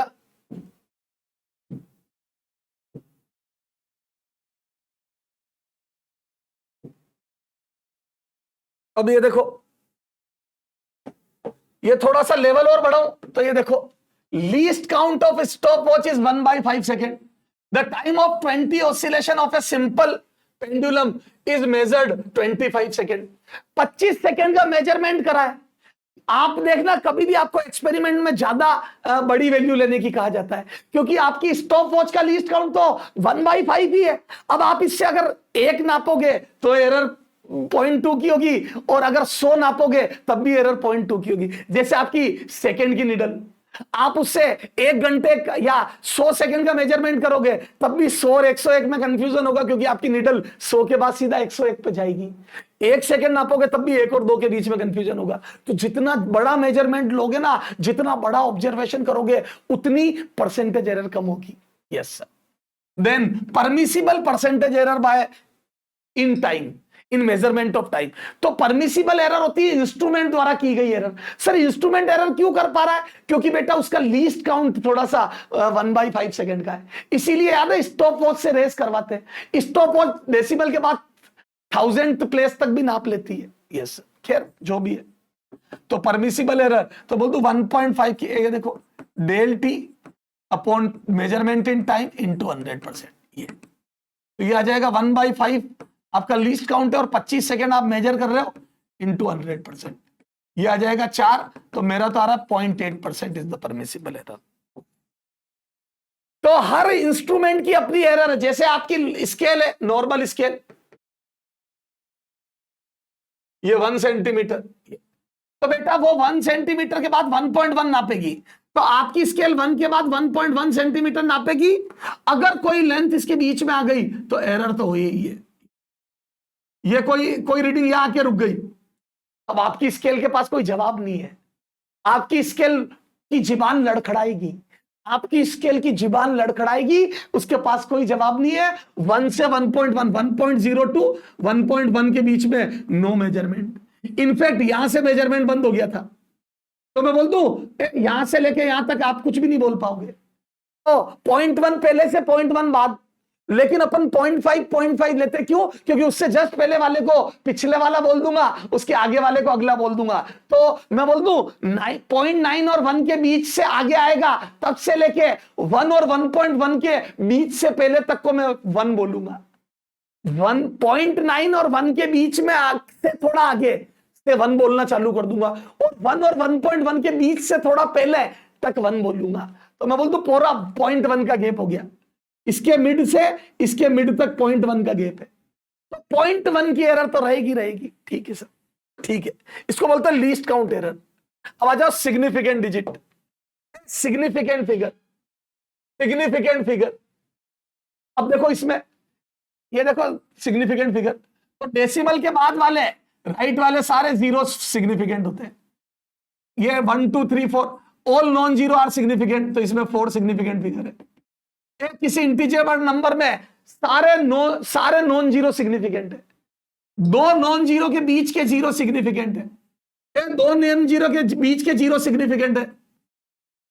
तो इंटीजर में ये हिसाब किताब है, सारे नॉन जीरो सिग्निफिकेंट है, 2 नॉन जीरो के बीच के जीरो सिग्निफिकेंट है। ठीक है, राइट वाले जीरोस आर नॉट सिग्निफिकेंट, ये दीज आर नॉट सिग्निफिकेंट। ठीक है सर, लेफ्ट वाले जीरोस आर नॉट सिग्निफिकेंट, ये सिग्निफिकेंट नहीं है। तो डेसिमल इंटीजर में लेफ्ट वाले नॉन जीरो, सबसे राइट वाले नॉन जीरो के बाद वाले, सबसे राइट मोस्ट नॉन जीरो के बाद वाले जीरोस आर नॉट सिग्निफिकेंट। ठीक है सर, बीच वाले सिग्निफिकेंट है। Yes sir. अब देखो डेसिमल नंबर, अब ये सिग्निफिकेंट है सारे, ये डेसिमल के बाद वाले सारे सिग्निफिकेंट है जीरो। क्यों? क्योंकि बेटा वो आपको इंस्ट्रूमेंट की औकात बताते हैं कि इंस्ट्रूमेंट डेसिमल के बाद 3rd प्लेस तक नाप सकता है, तो दीज आर सिग्निफिकेंट, तो 4 सिग्निफिकेंट फिगर। तो बोलते हो इन डेसिमल नंबर, तो डेसिमल नंबर में डेसिमल के बाद वाले जीरोस आर सिग्निफिकेंट।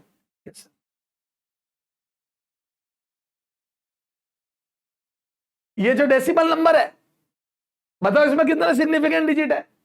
तो क्या मैं बोलता बेटा इसमें देखो सिग्निफिकेंट डिजिट, तो ये डेसिमल के बाद नंबर बता रहा है, तो ये देखो इधर देख, ये तो डेसिमल के बाद वाले सारे, ये देखो 1 मिनट यही लिख इसको, ये तो 3 सिग्निफिकेंट डिजिट आ गए। इधर वाले zeros are not countable decimal के, क्योंकि वो यूनिट कन्वर्जन में चले जाएंगे। जैसे ये 0.002 तो ये यूनिट कन्वर्जन में चले जाएंगे। क्लियर है? ओके, आ जाओ। तो सिग्निफिकेंट फिगर इसमें कितने हैं? अब देखो कितने उस्ताद है। एक बच्चा जल्दी जल्दी में 5 टिक कर देगा। क्वेश्चन ध्यान से पढ़ो। सिग्निफिकेंट जीरोस पूछे, सिग्निफिकेंट जीरोस 1 2 3 तीनों सिग्निफिकेंट है, तो 3 है। सिग्निफिकेंट जीरो 3 है। Read question carefully.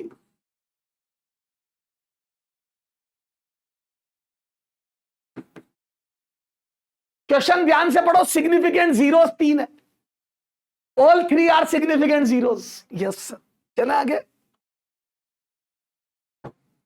ये देखो सिग्निफिकेंट डिजिट इन नंबर 120, तो ये नहीं है। इंटीजर में ये नहीं है 2, क्योंकि वो यूनिट कन्वर्जन में भाग जाएगा। ये डेसिमल के बाद मैंने कहा ना ये 4। ये देखो डेसिमल बाद 3, इधर वाला नहीं काउंट होगा 3। डेसिमल के बाद वाले सारे काउंट होंगे, ध्यान रखना। डेसिमल के बाद वाले काउंट होंगे 3। और इसमें ये पावर में इंटू 10 की पावर है वो, और अब इस पावर फॉर्म में ये 3 है। तो 2 4 3 3, 2 4 3 3, 2 4 3 3। Fourth is the correct answer. 2 4 3 3 ये काउंट है, ध्यान रखना डेसिमल के इधर वाले, क्योंकि वो इंस्ट्रूमेंट की औकात बता रहे हैं। इधर वाले काउंट नहीं होंगे। ये देखो 0.020, तो इसमें 2 है। ये दोनों काउंट होंगे, ये नहीं होंगे। क्लियर है? ओके, चलो सर। हाँ, अब इस लास्ट वाले डिजिट को हमेशा uncertain digit, the uncertain digit in measurement, तो ये अनसर्टेन डिजिट है बेटा, अनसर्टेन डिजिट है। हम जो लेंथ को मेजर करा उसमें ये 0 है, ये 1 है। तो ये है ना, ये अगर मैं यहां पे कोई लेंथ लिख रहा हूं 1 सेंटीमीटर, तो ये 1 है, इसमें ये लास्ट वाला अनसर्टेन डिजिट है। इसको लिखूंगा ना 1.0 सेंटीमीटर, तो ये अनसर्टेन डिजिट है लास्ट वाला। ठीक है? तो अनसर्टेन डिजिट 8 के बारे में श्योरिटी नहीं है, समझ गए? क्योंकि वो 8 और 9 के बीच में रुका होगा। जैसे देखो ना, ये यहां पे भी लिखूंगा तो भी 1 लिखूंगा, थोड़ा आगे भी होगा ना तो भी 1 लिखूंगा। तो दिस इज अनसर्टेन डिजिट। 1 तक तो श्योर हूं मैं, 1 से आगे निकल चुका हूं बेटा। इस काउंटिंग में मैं 1 से आगे निकल चुका हूं, पर 1.1 से पहले रुक गया कहीं, तो 1 को पास कर चुका हूं मैं, तो 1 के आगे निकल चुका हूं मैं। अब 1.1 तक नहीं पहुंचा हूं, तो दिस इज अनसर्टेन डिजिट। क्योंकि मैं 1 के आगे कितना निकला हूं ये नहीं बता पा रहा। 1 से थोड़ा सा आगे निकला हूं, आधे से कम निकला हूं, तो बेटा वो 1 ही बोल रहा है। अनसर्टेन डिजिट लास्ट वाला अनसर्टेन होता है। यस, चला आगे। अब देखो, जब एडिशन होता है, इन एडिशन 3 मेजरमेंट्स, ये इन तीनों का एडिशन करा, तो उसमें x सिग्निफिकेंट जो रिजल्ट है उसमें x सिग्निफिकेंट डिजिट है, तो आपको x की वैल्यू बतानी है। तो अब देखो इनका मेजरमेंट करोगे 1.54 ग्राम, 4.24 ग्राम और 7.432 ग्राम। तो अब इनको जब ऐड करोगे तो इधर आ जाएगा 2 4 3 7 4 4 8 2 10 का 0, ये ठीक है 13, ये आ रहा है। तो एडिशन, अब एडिशन में डेसिमल के बाद प्लेस देखते हैं। तो डेसिमल के बाद 1 प्लेस, डेसिमल के बाद 2 प्लेस और डेसिमल के बाद 3 प्लेस। तो बेटा हमेशा एडिशन में डेसिमल के बाद प्लेस देखते हैं और मल्टीप्लिकेशन डिवीजन में सिग्निफिकेंट फिगर देखते हैं। एडिशन सब्ट्रैक्शन में डेसिमल के बाद प्लेस देखते हैं, तो जो लीस्ट प्लेस है ये लीस्ट है, तो answer will have least place, least answer will have place equal to least place. तो आंसर में भी 1 प्लेस होगा, तो इस आंसर में 1 प्लेस आएगा तो अब राउंडिंग ऑफ करना पड़ेगा। तो आप आंसर को डेसिमल के बाद 1 प्लेस तक लिख सकते हो। तो यूजिंग राउंडिंग ऑफ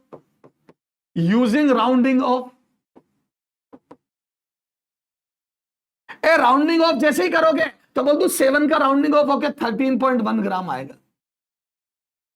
बेटा आप ऐसे लिख ही नहीं सकते, क्योंकि डेसिमल के बाद सिर्फ 1 प्लेस तक। तो आपने जिस इंस्ट्रूमेंट से इसे नापा है और जिससे इसको ये ज्यादा एक्यूरेट है कम एक्यूरेट है, तो इसमें ये आगे के डिजिट का तो कुछ पता ही नहीं है।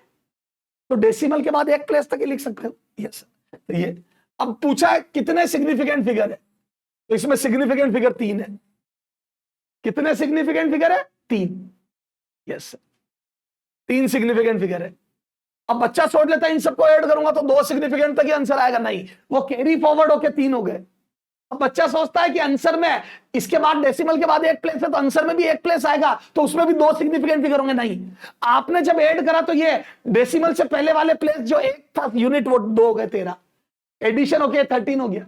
डेसिमल के बाद एक प्लेस है तो सिग्निफिकेंट फिगर 3 है, इसमें तीनों सिग्निफिकेंट फिगर है। ओके, यस, तो मजा आ गया। अब मल्टीप्लिकेशन डिवीजन में सिग्निफिकेंट फिगर देखते, देखो अब ये पावर में है, ये पावर में ये पावर में -2 है, ये लेंथ है। अब वॉल्यूम निकालना है, वॉल्यूम, तो देखो वॉल्यूम कितना हो जाएगा, वॉल्यूम हो जाएगा a³, तो ये 1.2 इंटू 10 की पावर -2 का क्यूब। तो बोल दो मल्टीप्लीकेशन हो रहा, क्यूब मतलब मल्टीप्लाई हो रहा है, तो सिग्निफिकेंट फिगर 2 है, एड 2 सिग्निफिकेंट फिगर, है ना। तो answer will also have, answer will have least significant figure, और यहां पे तो 2 ही है तो आंसर 2 में आएगा, तो 2 सिग्निफिकेंट फिगर आएंगे। तो आप इनको जब मल्टीप्लाई करके सोल्व करोगे तो इंटू 10 की पावर -6, 3 दूने 6, और इसको मल्टीप्लाई करके जो भी आएगा सिग्निफिकेंट फिगर 2 ही आएंगे। 1.2 1.2 1.44 इंटू 1.2,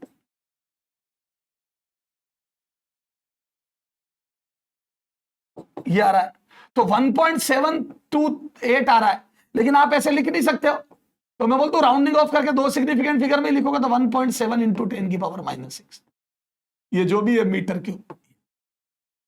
यू नहीं लिख सकते हो तो ये राउंडिंग ऑफ करोगे। तो जब भी सिग्निफिकेंट फिगर के हिसाब से लिखना है, डेसिमल के बाद प्लेस के हिसाब से लिखना है, तो राउंडिंग ऑफ करना पड़ता है। तो इसमें 3 सिग्निफिकेंट फिगर है, यूं ही सोल्व करने की जरूरत ही नहीं थी। आप यहां से देखो 3 सिग्निफिकेंट फिगर है, गलत। 4 सिग्निफिकेंट फिगर है, गलत। 2 सिग्निफिकेंट फिगर है, राइट। 3 सिग्निफिकेंट फिगर है, गलत। Answer is 2 significant figure. 2 significant figure is the correct answer. Clear है? Yes sir. चले आगे। ओके, ठीक है। अब आ जाओ स्क्रू गेज और वर्नियर कैलिपर्स। स्क्रू गेज और वर्नियर कैलिपर्स बात है। देखो बेटा, स्क्रू गेज क्या ज्यादा एक्यूरेट इंस्ट्रूमेंट है अपनी नॉर्मल स्केल से। तो स्क्रू गेज देखो, फिर अपन एक सिमुलेटर दिखाता हूं आपको कैसा दिखता है, क्योंकि डायग्राम बनाना बेटा पॉसिबल नहीं है मेरे लिए, है ना, इतने फटाफट में। तो देखो स्क्रू गेज में बेटा एक होती है मेन स्केल, अभी ये सब दिखा रहा हूं मैं। तो मेन स्केल अगर कुछ ना बोले तो अपनी नॉर्मल स्केल की तरह ही होती है।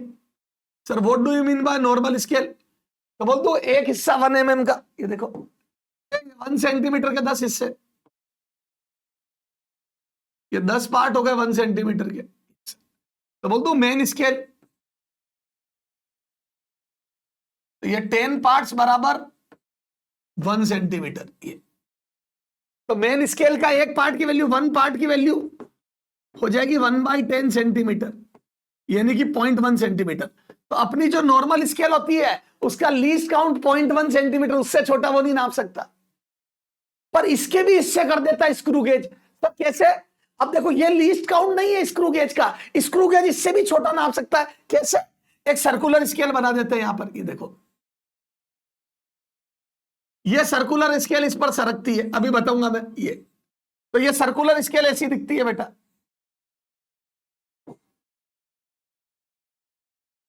ये इसके भी बेटा 50 या 100 हिस्से कर देते हैं, जैसे मैं 45 50 वाली बता रहा हूं। तो बोल दो अब आप इसको यू रोटेट करोगे, यू, और ये इधर चलेगा, इसको यू रोटेट करोगे मेन स्केल पे मूव करेगा। तो this is main scale and this is circular scale, ये सर्कुलर स्केल।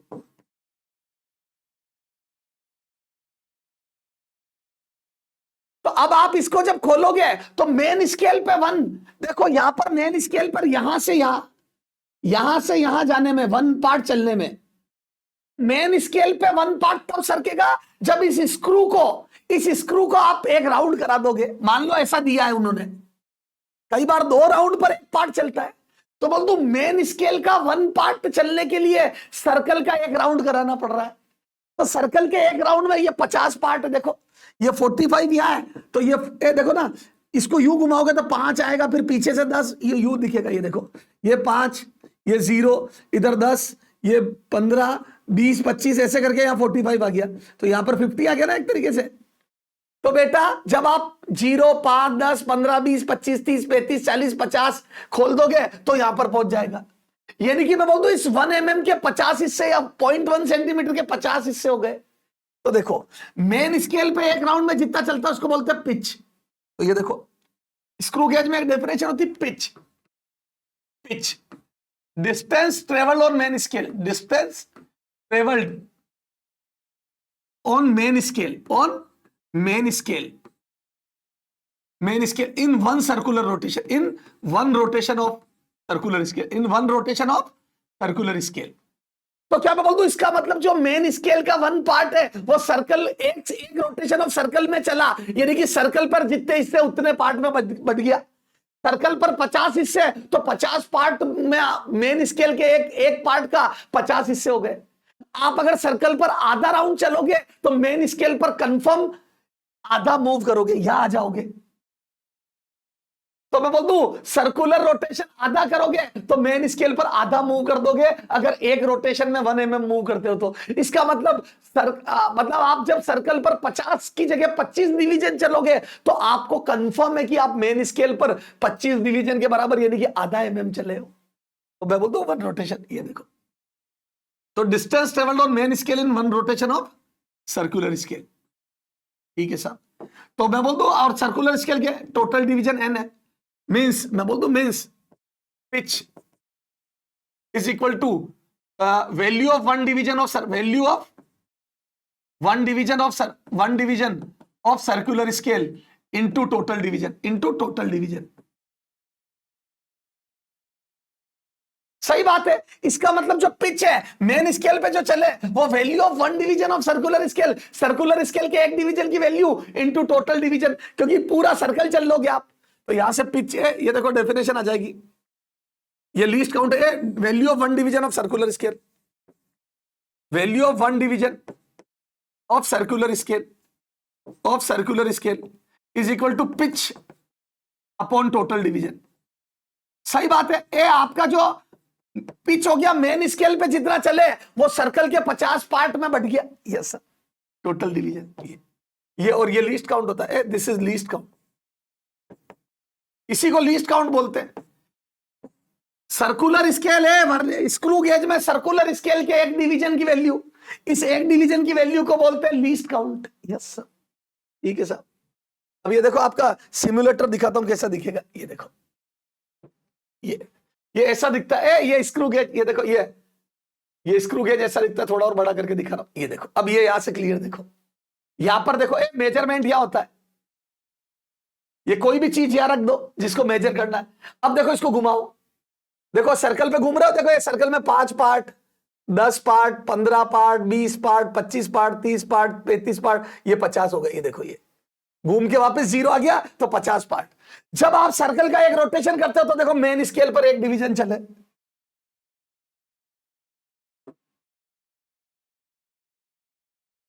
ये देखो मेन स्केल पर एक डिवीजन चले, ये मेन स्केल पर एक डिवीजन चले। तो इसका मतलब मैं बोल दूं 50 पार्ट बराबर 1 division, 50 circular division, 50 circular scale division बराबर 1 मेन स्केल डिवीजन। जो 50 सर्कुलर डिवीजन की वैल्यू है वो 1 मेन स्केल की वैल्यू है, और 1 मेन स्केल की वैल्यू अगर 1 mm है तो मैं बोल दूं 1 circular scale division is equal to divide by 50। 50 क्या है, टोटल डिवीजन है, टोटल डिवीजन, ये टोटल डिवीजन। तो देखो ना ये 1 mm हो गया पिच, मेन स्केल पर कितना चले ग्राउंड में वो पिच अपॉन सर्कुलर के टोटल डिवीजन।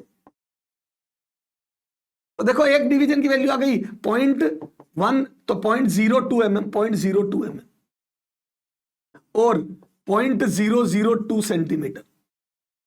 सर्कुलर स्केल के एक पार्ट की वैल्यू आ गई, तो मेन स्केल का एक पार्ट सर्कुलर स्केल के 50 पार्ट के बराबर हो गया इस एग्जांपल में, और वन स्केल मेन स्केल का 1 पार्ट 1 mm है, तो वन ये ऐसे लीस्ट काउंट निकलेगा और मजा आ गया। क्लियर है? ठीक है सर, तो ये पिच आ गया। अब आ जाओ इसकी रीडिंग कैसे नोट करते हैं। देखो रीडिंग मेजर्ड रीडिंग। अब जब भी किसी चीज की रीडिंग नापोगे तो बोल दो मेन स्केल पर जितना चल चुका है मेन स्केल रीडिंग, है ना, plus least count into division on circular scale, division on circular, coinciding division on circular scale, coinciding division of circular scale with main scale, sir ये कैसे विथ, ठीक है सर आप ये कैसे मेजर करोगे अभी बताता हूं। देखो आ जाओ, एक क्वेश्चन करते, आ जाओ एक क्वेश्चन करते, देखो एक क्वेश्चन करते, ये अपनी नॉर्मल मेन स्केल है,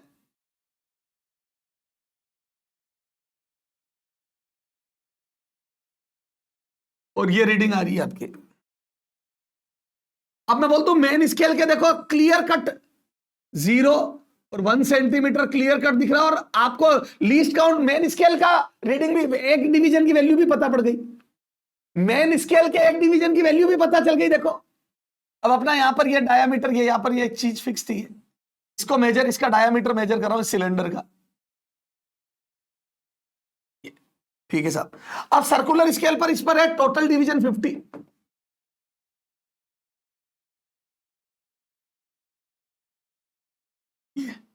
सर्कुलर स्केल पर 50 डिवीजन है, और अभी ये जो कोइंसाइडिंग डिवीजन है वो 30 है, यस ये 35 ऊपर आ रहा है,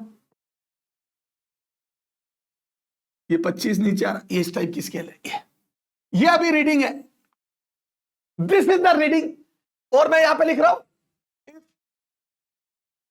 दिस ए सर्कुलर, ये देखो इन one rotation of circular scale, screw gauge travels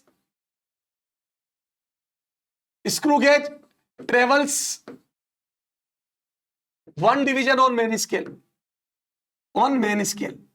ठीक है साहब, एंड 1 मेन स्केल, ये देखो ना, एंड 10 मेन स्केल डिवीजन बराबर 1 सेंटीमीटर, नॉर्मल स्केल, ठीक है, ये सब दिया हुआ है। Then diameter of given cylinder, then diameter of given cylinder, okay, इसका डायमीटर पता करना। आप आ जाओ, ये देखो अब इसमें सब आ गया, तो सबसे पहले तो 1 rotation of circular scale, screw gauge travels 1 division on main scale, और 10 मेन डिवीजन बराबर 1 सेंटीमीटर, तो 10 मेन स्केल डिवीजन बराबर 1 सेंटीमीटर, बोल दो 1 MSD, 1 मेन स्केल डिवीजन की वैल्यू आ गई 1/10 सेंटीमीटर, यानी कि आ गया 0.1 सेंटीमीटर। एक क्वेश्चन आएगा, जल्दी मत करो बेटा, आपके एक्सपेरिमेंटल फिजिक्स में ये जुड़ गया तो क्वेश्चन आएगा, जल्दीबाजी मत कर। तो 1 मेन स्केल डिवीजन बराबर 0.1 सेंटीमीटर हो गया। अब अपने को ये एक पार्ट की वैल्यू पता चल गई 0.1 सेंटीमीटर। अब सर्कल का एक रोटेशन मेन स्केल पर 1 mm 0.1 सेंटीमीटर चलता है, ये हो गया पिच, ठीक है साहब। तो बोल दो 1 रोटेशन, इन 1 रोटेशन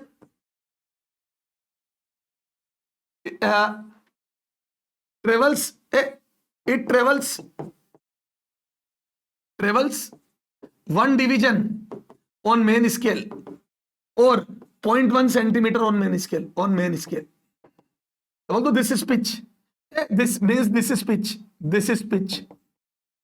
एक राउंड में जितना चलता है वही तो पिच होता है, दिस इज पिच, इसी को पिच बोलते। अब मैं बोल दो और एक राउंड में, मतलब इन 1 राउंड, तो बोल दो यानी कि 50 डिवीजन ऑफ सर्कुलर स्केल, बिल्कुल बेसिक से कर रहा हूं, 50 डिवीजन ऑफ सर्कुलर स्केल, क्योंकि एक राउंड देखो ना, टोटल डिवीजन 50 है, तो एक राउंड में इतना चलता है। देखो 1 round of in 1 round of circular scale. तो बोल दो ये 1 राउंड ऑफ सर्कुलर स्केल का मतलब 50 डिवीजन ऑफ सर्कुलर स्केल बराबर 1 division of main scale 1 MSD। बेटा एक रोटेशन में एक डिवीजन मेन स्केल का चलता है, यानी कि 50 CSD circular scale division is equal to 1 main scale division. तो ये आ जाएगा 50 into 50 circular into least count, या यू लिख दो 50 into 1 division of circular scale is equal to 1 main scale division मतलब 1.1 सेंटीमीटर। तो यहां से कितना आ जाएगा 1 डिवीजन ऑफ सर्कुलर स्केल की वैल्यू आ जाएगी 0.1 डिवाइड बाई 50 सेंटीमीटर, तो आ जाएगा 0.002 सेंटीमीटर। ये आ गया। अब ये तो हो गया बिल्कुल बेसिक्स है, और जिनको रटाफिकेशन करनी है तो मैं बोल दूं ये पिच आ गया, ये पिच आ गया, तो यहां से ये मेथड 1 ये समझ है, और जिनको रटाफिकेशन करनी है मेथड 2 वो लीस्ट काउंट बराबर कर दो pitch upon number of division, number of total division, you कर दो। तो ये पिच आ गया 0.1 सेंटीमीटर और डिवीजन की वैल्यू का डिवाइड कर दो 50, ये आ जाएगा 0.002 सेंटीमीटर, ये आ जाएगा 1 CSD। ये सर्कुलर डिवीजन की वैल्यू आ गई एक सर्कुलर डिवीजन की, क्योंकि लीस्ट काउंट का मतलब ही एक सर्कुलर डिवीजन होता है। ठीक है, अब आ जाओ लेते हैं अपन डायामीटर की रीडिंग। तो देखो डायामीटर ए रीडिंग मेजर्ड वैल्यू, तो मेन स्केल पर देखो टोटल कितना दिख रहा है 10 और 2 12 part, 12 main scale division plus coinciding part 30 है, देखो ये coinciding part plus least count into coinciding part,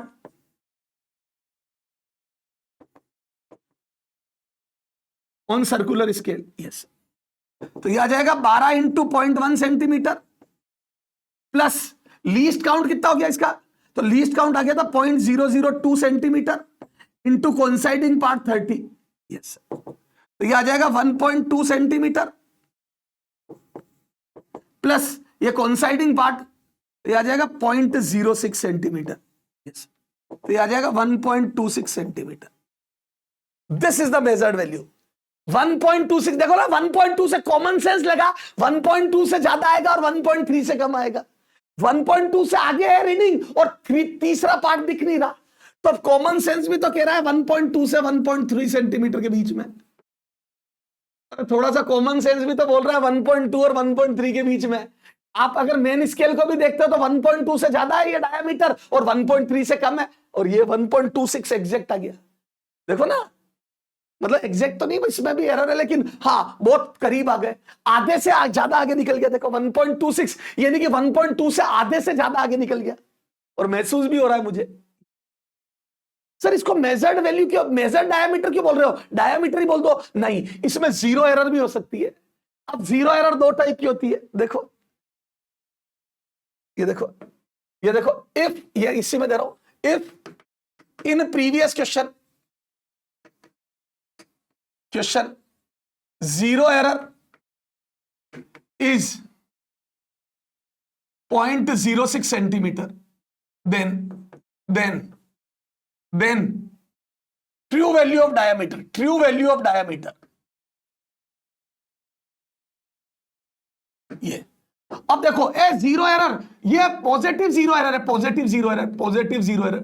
sir ये क्या होती है, तो 2 टाइप की जीरो एरर होती है, 2 टाइप की जीरो एरर होती है। देखो positive zero error, zero error, positive negative. ये आगे से मेजरमेंट है, आगे से, पहले से ही आगे, पहले से ही एडवांस, पहले से ही कुछ वैल्यू,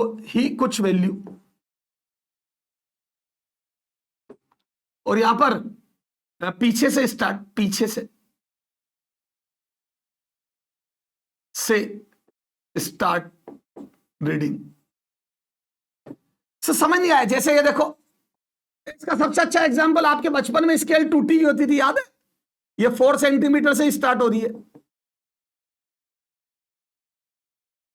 तो मैं बोल दूं आपका जो मेजर 4 से स्टार्ट हो गया बेटा, और 5 बता रहा है, तो ये आपका मेजरमेंट 5 बता रहा है, मेजर्ड वैल्यू 5 है, पर क्या है, ट्रू वैल्यू 5 है नहीं। तो देखो ए मेजर्ड वैल्यू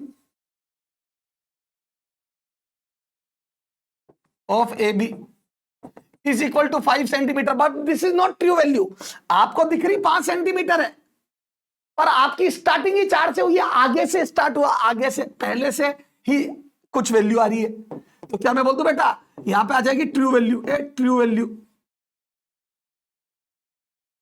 तो बोल दो ट्रू वैल्यू क्या हो जाएगी, measured value minus 0 error, measured minus 0, measured value minus 0 error. अगर आप एडवांस में चल रहे हो, आपने गिनती 11 से स्टार्ट करी और बोला सर हमने 100 तक काउंटिंग कर ली, तो बोलूंगा नहीं 90 काउंटिंग करी, 10 सब्ट्रैक्ट करूंगा क्योंकि आपकी स्टार्टिंग 10 आगे से थी। तो ये ट्रू वैल्यू की वैल्यू। तो अब आ जाओ, तो बोल दो true value measured minus -0 error. तो बेटा 0 एरर का ध्यान रखना होता है। तो मेजर्ड वैल्यू आई थी 1.26 सेंटीमीटर पिछले पेज पे, माइनस ये 0.06 सेंटीमीटर। पॉजिटिव एरर है मतलब आगे से एडवांस रीडिंग, तो इसको सब्ट्रैक्ट करनी पड़ेगी क्योंकि आप एडवांस चल रहे हो। तो 1.20 centimetre, this is the true value. ये ट्रू वैल्यू 1.20 सेंटीमीटर। क्लियर है? तो स्टार्टिंग आगे से है। ठीक है सर, चले आगे। Okay sir. अच्छा, आप कई बार इसमें मैं ये भी बोल सकता था कि 2 रोटेशन में एक पार्ट चल रहा है, जरूरी थोड़ी एक रोटेशन में एक पार्ट चले, 2 रोटेशन में। तो फिर बेटा पिच तो हो गया, एक राउंड में कितना चला, तो ½ mm, फिर पिच की वैल्यू ½ mm आएगी। बेटा पिच होता है एक रोटेशन में कितना चला, तो पिच आएगा ½ mm, और फिर बेटा टोटल डिवीजन आएंगे आधे, 50, 2 रोटेशन में तो टोटल डिवीजन 50 लोगे और पिच होगा ½ mm, तो आधा डिवाइड बाई 50। Yes sir. तो फिर 2 रोटेशन में एक डिवीजन चला तो 100 डिवीजन बराबर 0.1 सेंटीमीटर होगा। अभी 50 डिवीजन बराबर 0.1 है, फिर 0.1 या एक डिवीजन चला 2 रोटेशन में, तो या तो यूं करो 100 डिवीजन ऑफ सर्कुलर स्केल बराबर 0.1 सेंटीमीटर। ठीक है, तो ये बेसिक से करोगे तो 100 डिवीजन, तो एक डिवीजन की वैल्यू 0.001 सेंटीमीटर आएगी। और फॉर्मूले से करोगे तो पिच ½ mm लिखोगे क्योंकि एक रोटेशन में ½ mm चलता है। यस सर, मजा आ गया। एक क्वेश्चन और करते हैं। Student measure the diameter of thick wire using screw gauge of least count this, ये लीस्ट काउंट है। वही 1 डिवीजन ऑफ सर्कुलर स्केल इतना है। मेन स्केल रीडिंग 2 mm साफ दे दी, बढ़िया। और 0 of circular scale division coincide with 50 division about the reference level. बेटा जो सर्कुलर स्केल है वो 50 डिवीजन ऊपर जा चुका है। ठीक है सर। इफ स्क्रू गेज है 0 एरर, पॉजिटिव 0 एरर है, तो इसको सब्ट्रैक्ट करना ट्रू वैल्यू के लिए। तो करेक्ट डायमीटर पूछा है इन सेंटीमीटर, तो सेंटीमीटर में निकालना है। तो ये मैं बोलता हूं main scale reading is equal to 0.2 centimetre. Yes sir. और देखो ये लाइन पढ़ो, 0 of circular scale division coincide with 50 division about the reference level. तो सर्कल का 50वां डिवीजन यहां आ रहा है। Coincide the 0 of circular scale division coincide the 50 division about the reference level. ठीक है साहब। तो रेफरेंस लेवल से 50 ऊपर, तो मैं बोलता हूं यहां पर 50 आ जाएगा। ये मेन स्केल से 50 कोइंसाइड करेगा, 0 50 ऊपर है, 0 50 ऊपर है, मतलब घूमता घूमता 50 आ गया। ठीक है साहब, ठीक है।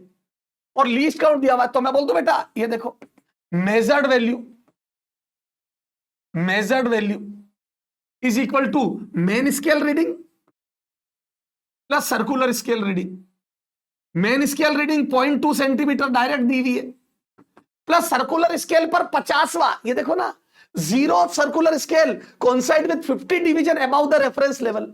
तो 50 घूम चुका है, 0 देखो 0 यहां है और 50 वहां मेन स्केल से कोइंसाइड कर रहा है। तो सर्कुलर में मैं 50 घूम चुका हूं, तो यह आ जाएगा 50 division on circular scale into least count. Yes, तो यह आ जाएगा 0.2 centimetre plus 50 into least count 0.001 centimetre.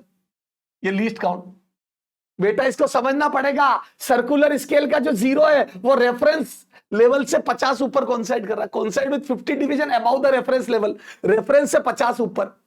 तो 50, तू तो ये समझ ले 50 पार्ट सर्कुलर स्केल के, ये 50 सर्कुलर की डिवीजन की रीडिंग है।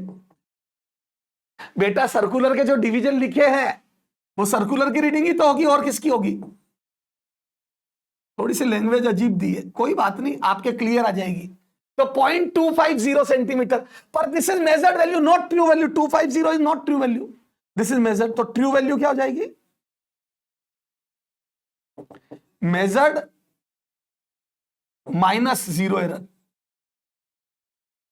तो ये आ जाएगी 0.250 माइनस 0.002 002, तो ये आ जाएगी 0.248 centimetre. 0.248 centimetre is the correct answer. Sir मजा आ गया। से वर्नियर कैलिपर देखते, आ जाओ। तो वर्नियर कैलिपर देखते बेटा, आ जा।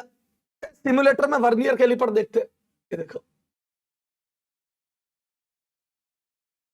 वर्नियर कैलिपर देखते बेटा, वर्नियर कैलिपर्स देखो, वर्नियर,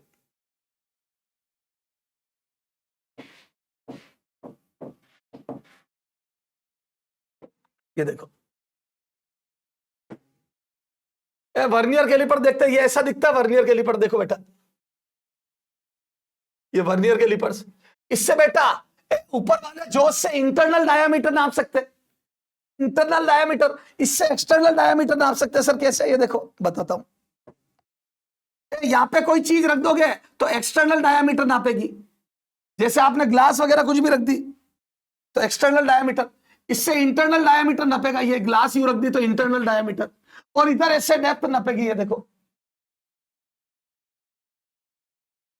ये देखो इससे डेप्थ नापेगी, ये देखो इधर भी ये इससे डेप्थ नापेगी। यहां पे आपने कुछ भी रख दिया उससे डेप्थ पता चलेगी, ये देखो।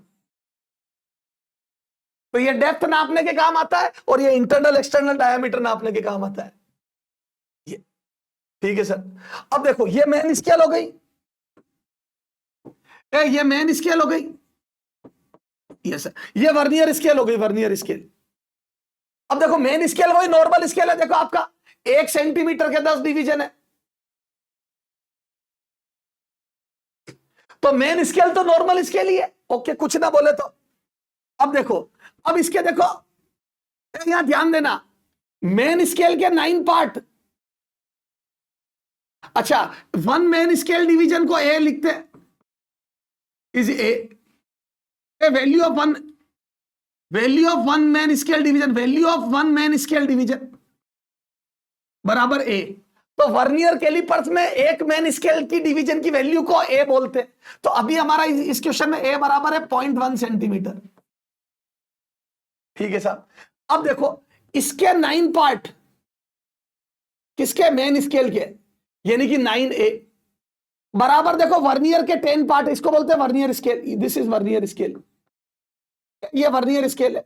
तो देखो इसके 10 पार्ट है, देखो ये गिनो 10 पार्ट, ये तो बोल दो। अच्छा 1 वर्नियर स्केल को बी बोलते हैं, ये देखो 1 वर्नियर स्केल रीडिंग डिवीजन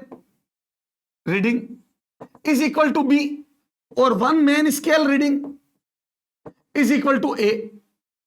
तो 1 मेन स्केल की वैल्यू को ए बोलते हैं और वर्नियर स्केल की वैल्यू को बी बोलते हैं।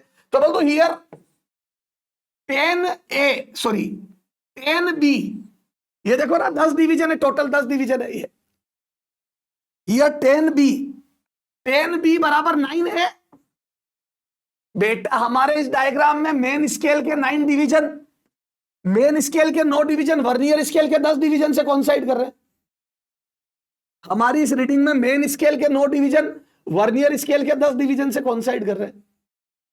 यस, मेन के 9 वर्नियर के 10। यस सर, ये तो यहां से देखो ये आ जाएगा 9 इंटू 0.1 सेंटीमीटर बराबर 10B, तो B बराबर आ जाएगा 0.9/10 सेंटीमीटर।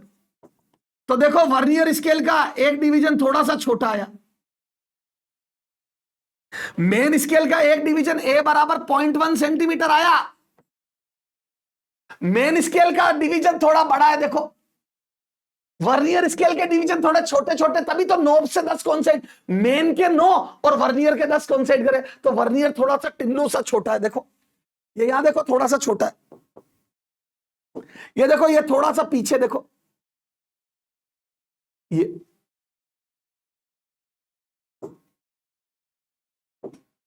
देखो ये थोड़ा सा पीछे, फिर ये और पीछे हो गया, फिर ये और पीछे हो गया, फिर और पीछे हो गया, और तो बोल दू ए इधर सरकता जा रहा है। तो वर्नियर स्केल थोड़ी सी छोटी होती है, तो ये 0.1 सेंटीमीटर है, वो 0.09 है, थोड़ा छोटा है। यूं समझ लो ये 0.10 है, वो 0.09 है, तो बेटा थोड़ा छोटा हुआ ना। यस। अब least count of vernier calipers बहुत अलग चीज होती है। ये देखो least count is given by A minus B. अभी ज्यादा एक्सप्लेनेशन की जरूरत नहीं है, ओवर हो जाएगा, ओवर ईटिंग हो जाएगी। तो इसका लीस्ट काउंट आ जाएगा ए माइनस बी। तो ए की वैल्यू कितनी है, ए की वैल्यू है 0.1 माइनस 0.09, तो यह आ जाएगा 0.01 centimetre. This is the least count, 0.01 centimetre is the least count. इस वर्नियर कैलिपर्स का लीस्ट काउंट ये है। अब इसमें भी मेजरमेंट ऐसे ही करते, देखो इसमें भी मेजरमेंट ऐसे ही करते, थोड़ा सा और बड़ा करके दिखा रहा हूं। देखो ये आगे ले गए, मान लो आपने कोई चीज यहां रख दी, बड़ा सा डायामीटर, ये तो देखो आपकी मेन स्केल की रीडिंग ये हो जाएगी। देखो इस वर्नियर के पहले पार्ट से पहले वाली मेन स्केल की रीडिंग, वर्नियर के पहले पार्ट से, ये देखो वर्नियर का फर्स्ट पार्ट, ये तो वर्नियर के पहले पार्ट से ये तो 1.1234 1.4 तो आ रही है ये रीडिंग। तो मैं बोलता हूं मेन स्केल पे 1.4 तो चल चुका हूं, उसके आगे फिर कोइंसाइडिंग पार्ट लेते हैं, ये रहा कोइंसाइडिंग पार्ट।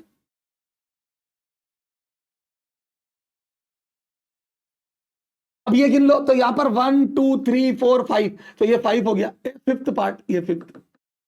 तो वर्नियर स्केल का कोइंसाइडिंग पार्ट लेते हैं, यहां पे लिख रहा हूं मैं, ये देखो a measured value, measured diameter is equal to main scale reading plus vernier scale reading. तो मेन स्केल रीडिंग आ गई 1.4 सेंटीमीटर, यूं लिख दो 14 division 14 MSD into 0.1 centimetre plus coinciding part, coinciding division into least count. जैसे वहां पर circular scale division, coinciding division into least count था, यहां पर भी कोइंसाइडिंग, वहां सर्कुलर स्केल के कोइंसाइडिंग डिवीजन थे, यहां पर ये वाला कोइंसाइडिंग, तो यहां पर 5। अब देखो ये 14 मेन स्केल इंटू 0.1, ये आ जाएगा 1.4 सेंटीमीटर। सही बात है, 1.4 पे तो आगे जा चुका हूं, 1.4 पे आगे जा चुका हूं और 1.5 से पहले हूं, तो ये आ जाएगा coinciding division 5 into least count कितना आया था, लीस्ट काउंट आया था ए माइनस बी, और ए आया था 0.1 सेंटीमीटर माइनस 0.09 सेंटीमीटर, तो ये आया था 0.01 सेंटीमीटर। ये तो ये आ जाएगा 1.45 सेंटीमीटर। देखो एग्जैक्टली बीच में, देखो एग्जैक्टली मिड में, एग्जैक्ट मिड में, तभी तो वैल्यू बिल्कुल 1.4 और 1.5 के बीच में ही 1.45। मजा आ गया सर, क्लियर है क्या? यस सर, सर आनंद आ गया, आनंद। चलो सर, तो ये अब आ जाओ, अपन तो रीडिंग नोट करना आ गई, तो रीडिंग वगैरह का थ्योरी लिख लेते हैं। ये लो, तो देखो वर्नियर कैलिपर्स, वर्नियर कैलिपर्स,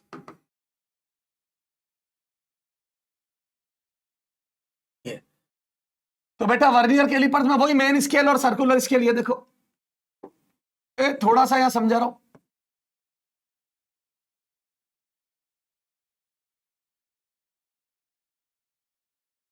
ये देखो ये, और ये वर्नियर स्केल डिवीजन,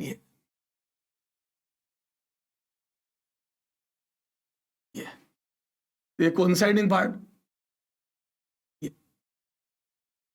देखो ऐसे, तो मैं बोल दूं vernier a reading least count, ये 1 main scale division is equal to A, ये लिख दो 1 main scale reading, value of 1 main scale division is equal to A, and value of 1 vernier scale division is equal to B, तो least count हो जाएगा a minus B. एक तो ये ध्यान रखो, and reading measured value, measured value आ जाएगी main scale reading, a main scale reading plus vernier scale reading, और ये आ जाएगा बेटा division, division on main scale just before first division, just before zero of vernier scale. Vernier scale का जहां zero उससे जस्ट पहले वाली रीडिंग, yes, into one main scale division value into A plus coinciding part division on vernier scale into least count. खत्म। Vernier scale का coinciding part जो भी होगा, फोर्थ पार्ट कोइंसाइडिंग है तो fourth part into least count कर देना multiply, और मेन स्केल पे तो जो मेन स्केल के एक पार्ट की वैल्यू है इनटू मेन स्केल के डिवीजन, तो मेन स्केल पर 10 डिवीजन दिख रहे तो 10 इनटू, जैसे अपने एग्जांपल में 14 थे तो ये रीडिंग हो गई मेजर्ड वैल्यू, फिर वही जीरो एरर घटा देना बाद में। ये वर्नियर कैलिपर्स। अब इस पे एक लीस्ट काउंट पे क्वेश्चन कर लेते, आ जाओ। ये देखो 9 part of main scale coincide with 10 part of vernier scale, ठीक है, then value of 1 part of vernier scale और लीस्ट काउंट, और यहां पे लिख दो इफ 10 मेन स्केल डिवीजन बराबर 1 सेंटीमीटर। आ जाओ, तो बोल दो 10 मेन स्केल डिवीजन बराबर 1 सेंटीमीटर, तो 1 main scale division is equal to 1/10 centimetre, ये आ जाएगा 0.1 सेंटीमीटर, ये, और यही ए होता है। एक main 10 main scale division 1 centimetre है, तो एक मेन स्केल डिवीजन 0.1 सेंटीमीटर का, ओके, ये ठीक है साहब। ये अब देखो 9 main scale division is equal to 10 vernier scale division, मैं बोल दूं गिवन। अगर 9 मेन स्केल के डिवीजन 10 वर्नियर स्केल डिवीजन के बराबर है, तो मैं बोल दूं 9a बराबर 10b, तो यहां से b बराबर 9/10a, और ये आ जाएगा 9/10 इंटू 0.1 सेंटीमीटर, तो ये आ जाएगा 0.09 सेंटीमीटर। ये b आया है, this is not least count. अब आएगा लीस्ट काउंट बराबर a माइनस बी, और वो आ जाएगा 0.1 माइनस 0.09, ये आएगा 0.01 सेंटीमीटर। मच्छर है सर, लीस्ट काउंट आ गया, एक मेन स्केल की वैल्यू आ गई ए, और लीस्ट काउंट से आपका रीडिंग निकल जाएगी, इन दोनों से आपकी रीडिंग निकल जाएगी, इन दोनों से। सर कैसे? बस वो जैसे आपको बताया था भाई, वो यूं कर देंगे, ये, और यहां के बाद बता देंगे ये कोइंसाइड कर रहा है, ये देखो, ये वर्नियर स्केल और इसका पार्ट कोइंसाइड कर रहा है, ये फोर्थ पार्ट कोइंसाइड कर रहा है, ये fourth part coinciding, fourth part is coinciding, ये दे देगा, और ये यहां पे ये रीडिंग दे देंगे, ये फर्स्ट पार्ट है, ये 0 है, तो बोलेंगे ए रीडिंग, तो बोल दो मेजर्ड वैल्यू बतानी है, मेजर्ड वैल्यू, ये क्वेश्चन दे दिया बॉक्स में, ए मेजर्ड वैल्यू, तो बोल दो मेन स्केल रीडिंग देखो 8 part, 8 division, 8 main scale division, ये देखो ना, ये देखो ना 5 6 7 1 2 3 4 5 6 7 8 मेन स्केल पर 8 डिवीजन दिख रहे हैं इनटू 0.1 सेंटीमीटर। अगर कुछ ना बोले तो मेन स्केल की एक वैल्यू 0.1 सेंटीमीटर ले लिया करो, plus coinciding part 4 into least count 0.01 centimetre, तो ये आ जाएगा 0.8 प्लस 0.04, तो ये आ जाएगा 0.84 सेंटीमीटर। यही सब कुछ है, 9 पार्ट 10 डिवीजन से कोइंसाइड करते हैं, ठीक है। मच्छर है सर, बेटा वही सब कुछ है, इसके यही वाला वर्नियर कैलिपर से फॉर दिस, फॉर दिस, तो फॉर दिस है तो वही ए, एक वैल्यू ए पार्ट आया, ये A, this is A and this is B, A B minus A least count, ये ए है, मेन स्केल के एक डिवीजन की वैल्यू ए है, तो 8 इंटू 0.1 0.8 और ये खत्म। यस सर, ओके बच्चे, ओके सर, धन्यवाद, bye bye, love you all.